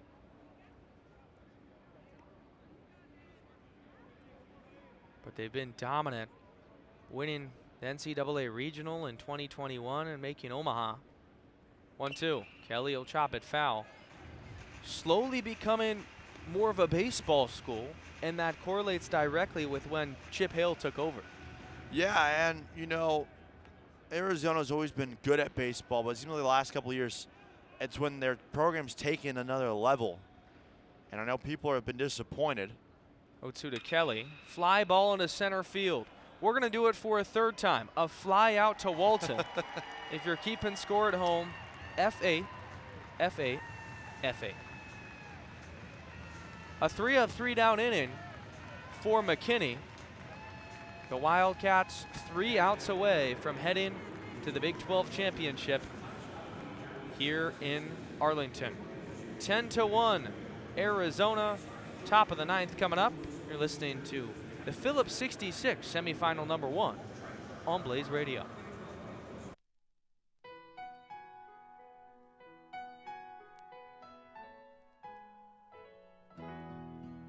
Hello, friends. Is golf your groove? Then boy, do we have a show for you. Join Peter Bishop, Ian Lonergan, and Owen Castle every Sunday from 1 to 2 p.m. on BlazeRadioOnline.com for your latest golf news.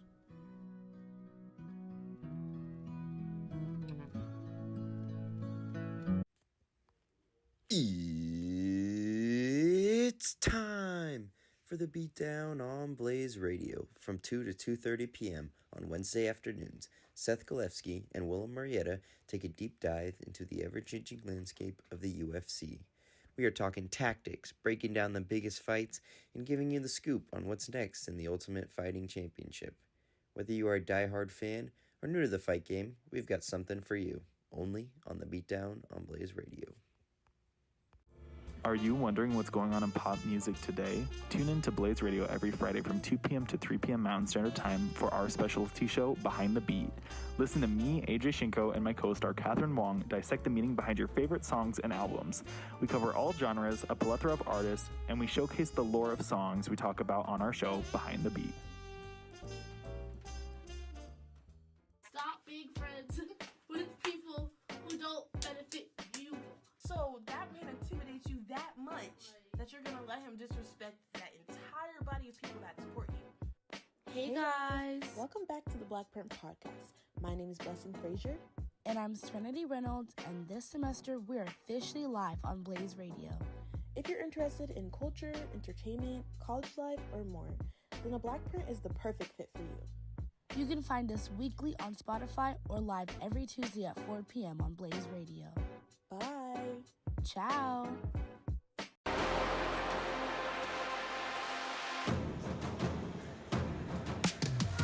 One inning to go, and one win away. The Wildcats are from a spot in the Phillips 66 Big 12 Championship Final. Ahead 10-1, starting the top half of the ninth inning. It'll be Easton Breifogel taking on a new arm who will miss outside, Ben McDougall. Bridgeport, Virginia native, a junior. Used to go to Potomac State. Breaking ball away. 2-0. Yeah, only this will be only inning number 20 for him this season. The thing is, gets a lot of strikeouts because he's a lefty with a funky looking delivery. The 2-0 flied into left field, crashing in and sliding is West. A beautiful play. Perfect jump, perfect catch for the first out. Really was. Nice job there, great jump. And he took advantage of the artificial surface out there. A nice slide to get underneath that baseball and make the catch. Now we're back to the top with Summerhill, who will have his fifth at-bat. Take a ball.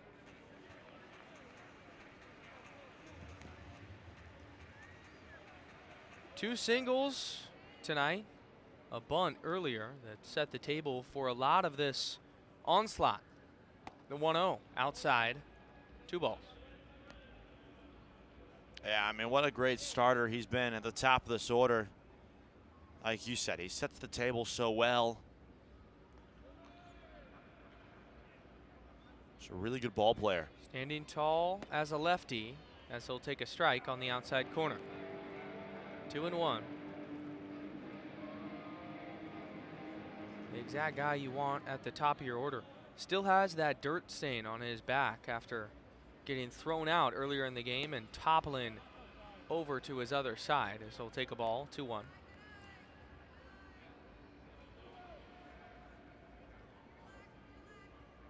Arizona can begin to dream about being 1 win away.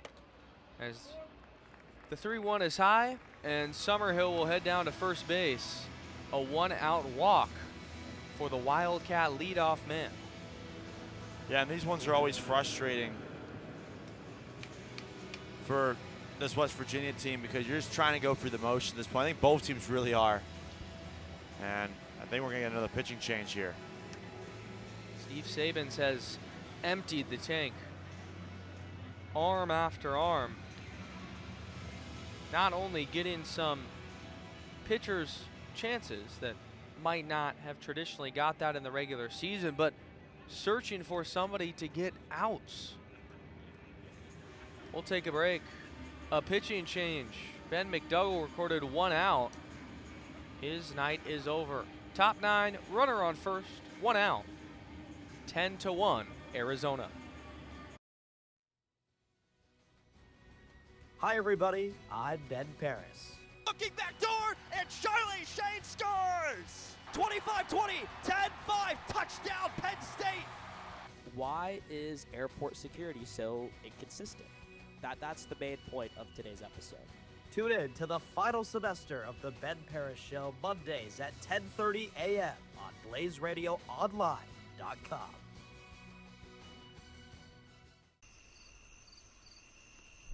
While others are sleeping, we are up breaking down the sports world.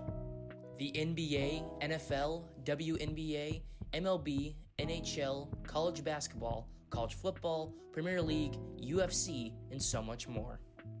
For your weekly sports coverage, tune into the Breakdown After Dark, Thursdays from 10:30 to 11:30 p.m. Are you an avid moviegoer? Maybe you just like sitting down with your family and friends to watch a movie. Then we are the perfect show for you. We are the Cinesnobs. I'm your host, Ryan Brown, followed by my co-host, Noah Singson, and from the latest blockbusters to Golden Age classics, we cover it all. Join us every Friday from 4 p.m. to 5 p.m. where we cover the latest in film news. Demon Hours. Demon Hours. Demon Hours. Demon Hours. Demon Hours. Do you like all things spooky and paranormal? Join Grace Del Pizzo and Alexandra Zerboard for Demon Hours every Wednesday at 10 p.m. Follow us on Twitter at Demon Hours ASU. We'll see you there. Demon Hours. Demon Hours. Demon Hours. Demon Hours.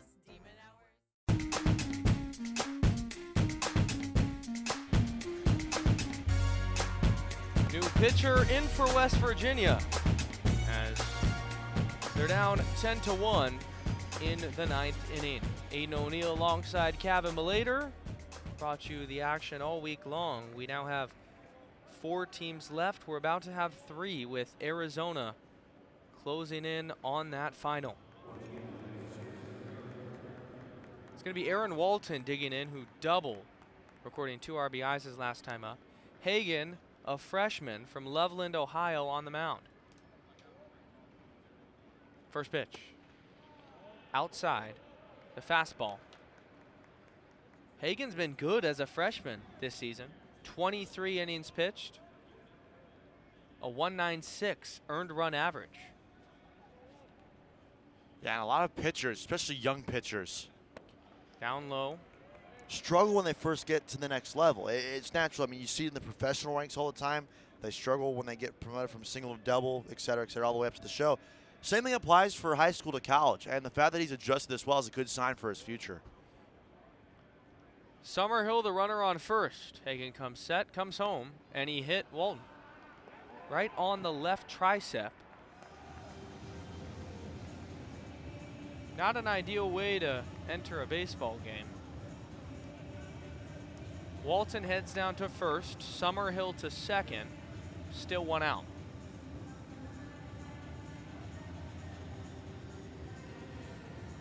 Yeah, and right there now more activity begins to brew in the West Virginia bullpen. This may or may not be the last pitcher we see from the Mountaineers this evening.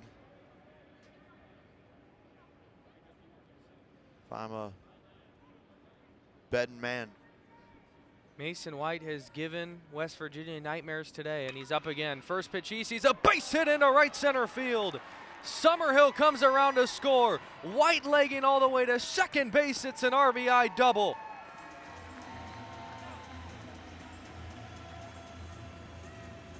Mason White on top of the world in Arlington. His 6th RBI. That's insane, man. That is so insane how he keeps doing this.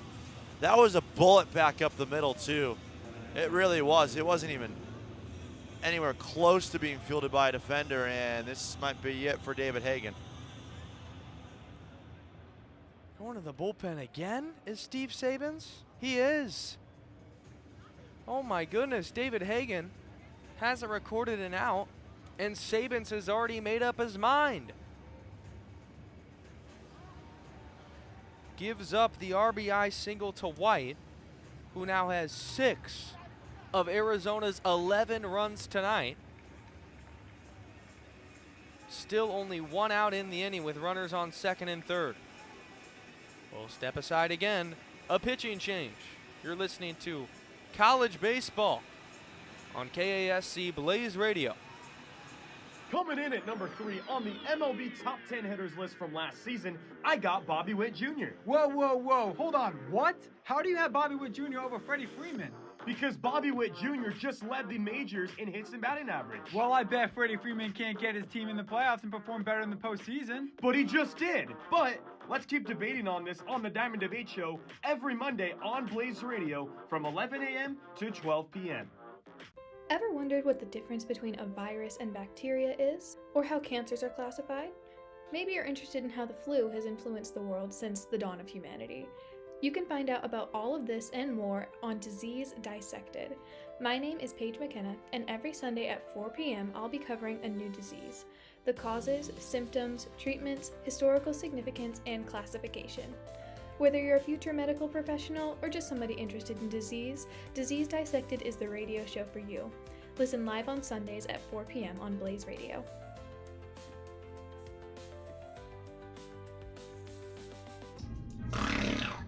Now that I have your attention, do you like music? Do you like movies? Do you like weird stuff on the internet? Then we have just the show for you. My name's Alex. My name's Dane. And we're the hosts of the DNA Podcast. So if you like everything from new and old music to debates on the greatest breakfast foods of all time, join us every Friday at 1 p.m. Pacific Standard Time on blazeradio.com.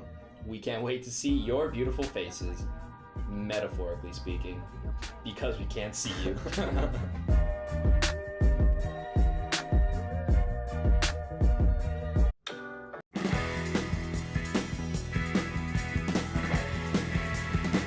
The 8th pitcher of the ballgame enters for the West Virginia Mountaineers, J.J. Glasscock.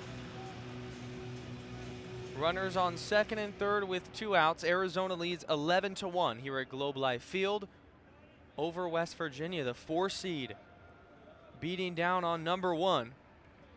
It's Adonis Guzman. 3 hits and 4 at-bats. Looking to add on. Glasscock comes home to Guzman. Pitches high.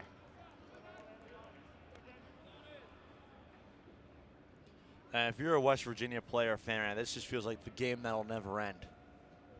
You're just trying to get out of this thing at this point. 1-0 to Guzman, in there for a strike. Your base runners are Walton at second, and behind him, the star tonight, Mason White. Like, the worst feeling in the world is when you're a player out there on this West Virginia team, you know this game's over. You just know it is. 1-1 outside. And then you're going through the motions. just because you have to, because you just had to get a run back to avoid the run rule. And now it's just so deflating because U of A keeps hitting. 2-1 to Guzman, cut on and missed. It is a lonely feeling out there. Standing and waiting, and yes, they're the 1 seed and won the Big 12 championship in the regular season, but just want to put it past you and get to the regionals already at this point. 2 strikes, grounded to the third baseman. Guzman will fire across the diamond, and that will finally, oh no, excuse me, miscounted the outs there. That'll bring in a run. They put up the second on the board very quickly there. It fooled me too for a second. Well, productive out for Adonis Guzman. That's his 3rd RBI of the game, by the way, too. So drives in a run. 3rd RBI, and if we're putting Walton and White in a nutshell, that's 9 runs batted in of the 12. Pretty good day at the office. The run producers in the middle of that order for a reason. First pitch to Maddox. Mikalakis is fouled away. J.J. Glasscock entered this outing with less than 5 innings pitched, just 5 to be exact. 0-1, up and away, fastball.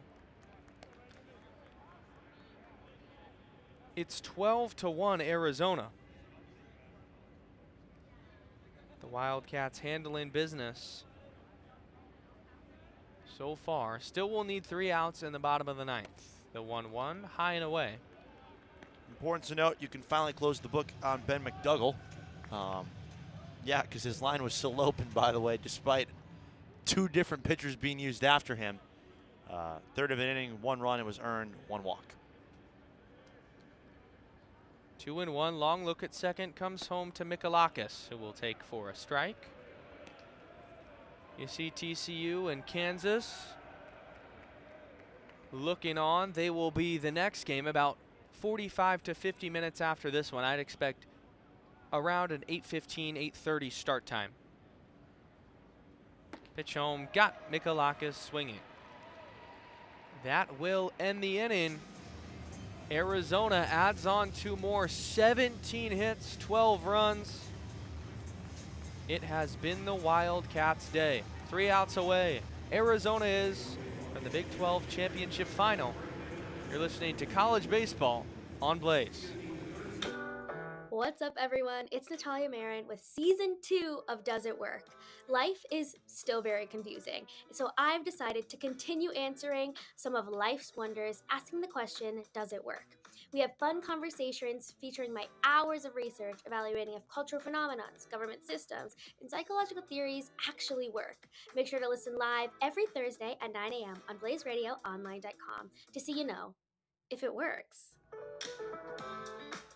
Are you looking for a weekly recap on what happened in the wild world of sports every single week? Well, tune in Tuesdays at noon to East Coast Bias. In our 4th year here on Blaze Radio, tune in to hear all sports, not just baseball, basketball, hockey, and football, but everything from around the globe that includes a ball or a puck. Hosted by yours truly, Dylan Pescator, Tuesdays at noon, East Coast Bias.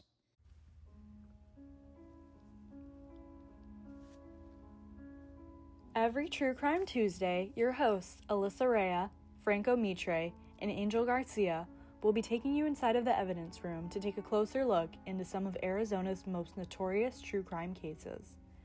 Join us for a new disturbing case each week as we go over facts and discuss our own thoughts about the cases in chilling detail. You won't want to miss an episode of the evidence room every Tuesday from 10:30 to 11 p.m. only on blazeradio.com. Colin McKinney, 3 outs away from sending the Wildcats to the final game of the Big 12 championship. Aiden O'Neill alongside Kevin Malater, bringing you Arizona versus West Virginia. The first pitch home from McKinney is a strike to Armani Guzman.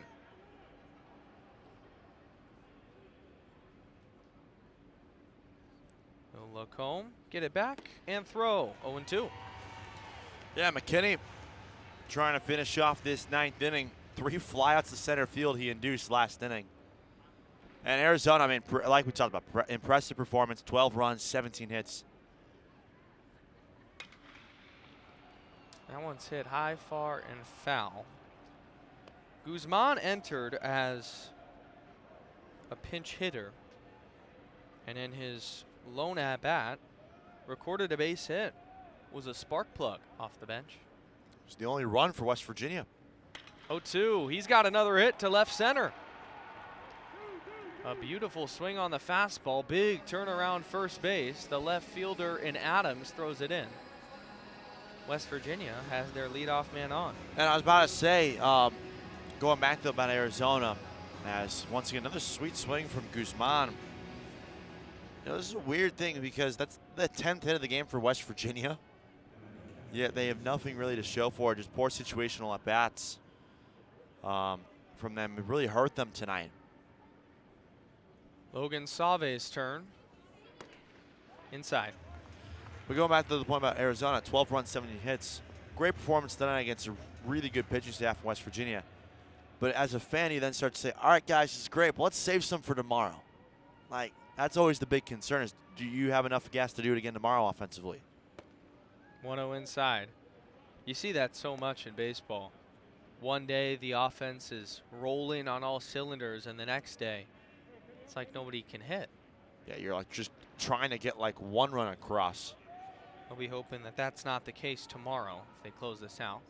2-0 to Save. It's a fastball right on that outside corner at 90.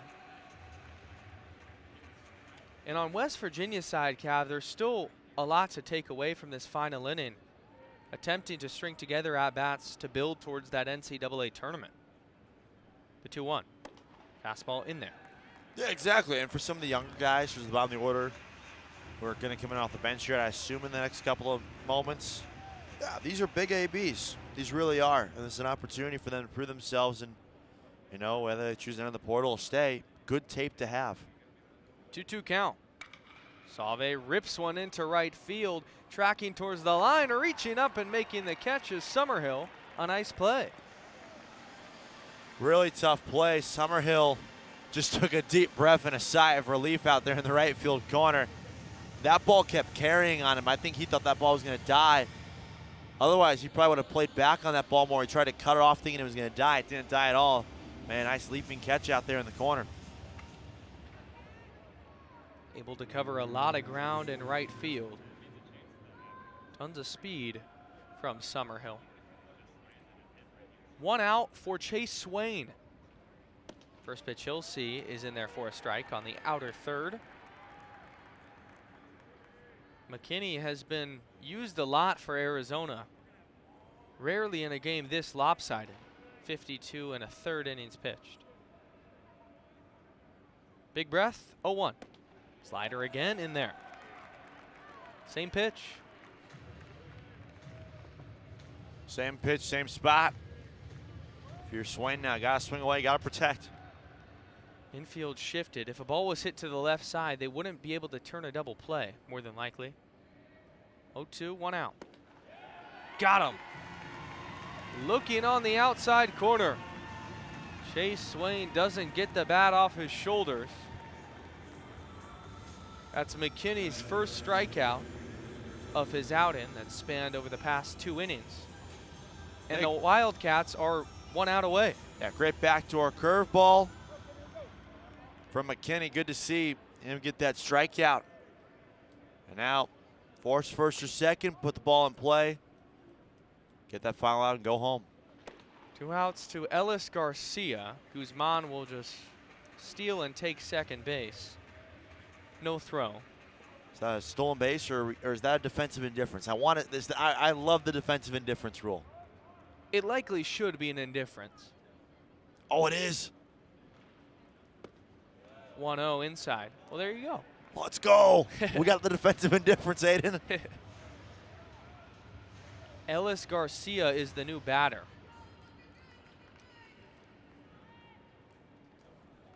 Junior infielder. First at bat of the game. He'll sky one to left field. Back to the track, to the wall, reaches up and catches it as Adams. The Arizona Wildcats, domination, 12-1 over West Virginia. An upset in the Big 12 championship semifinal, as the Wildcats, for the second consecutive season, are headed to a conference championship final. Last year, it was in the Pac-12. They won it all. Their first season in the Big 12, a chance to do the same.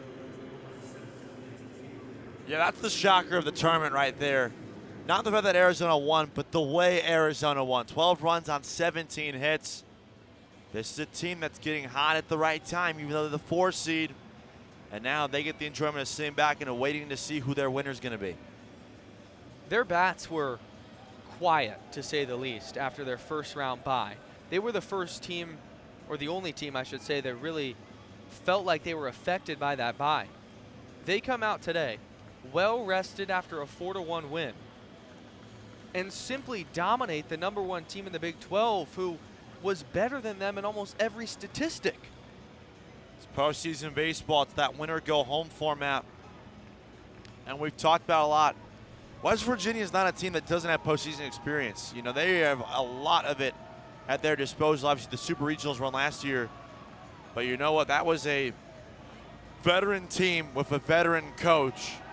And you can tell their postseason experience shined through today. They've had this thing with the bananas all week long. Almost like a good luck charm. Every player in the dugout's either holding a banana or has one on the top of their head. And Raul Garazar, with the banana halo, you could call it, stamps Arizona into the Big 12 championship final. A terrific performance for all parties if you're a Wildcat fan.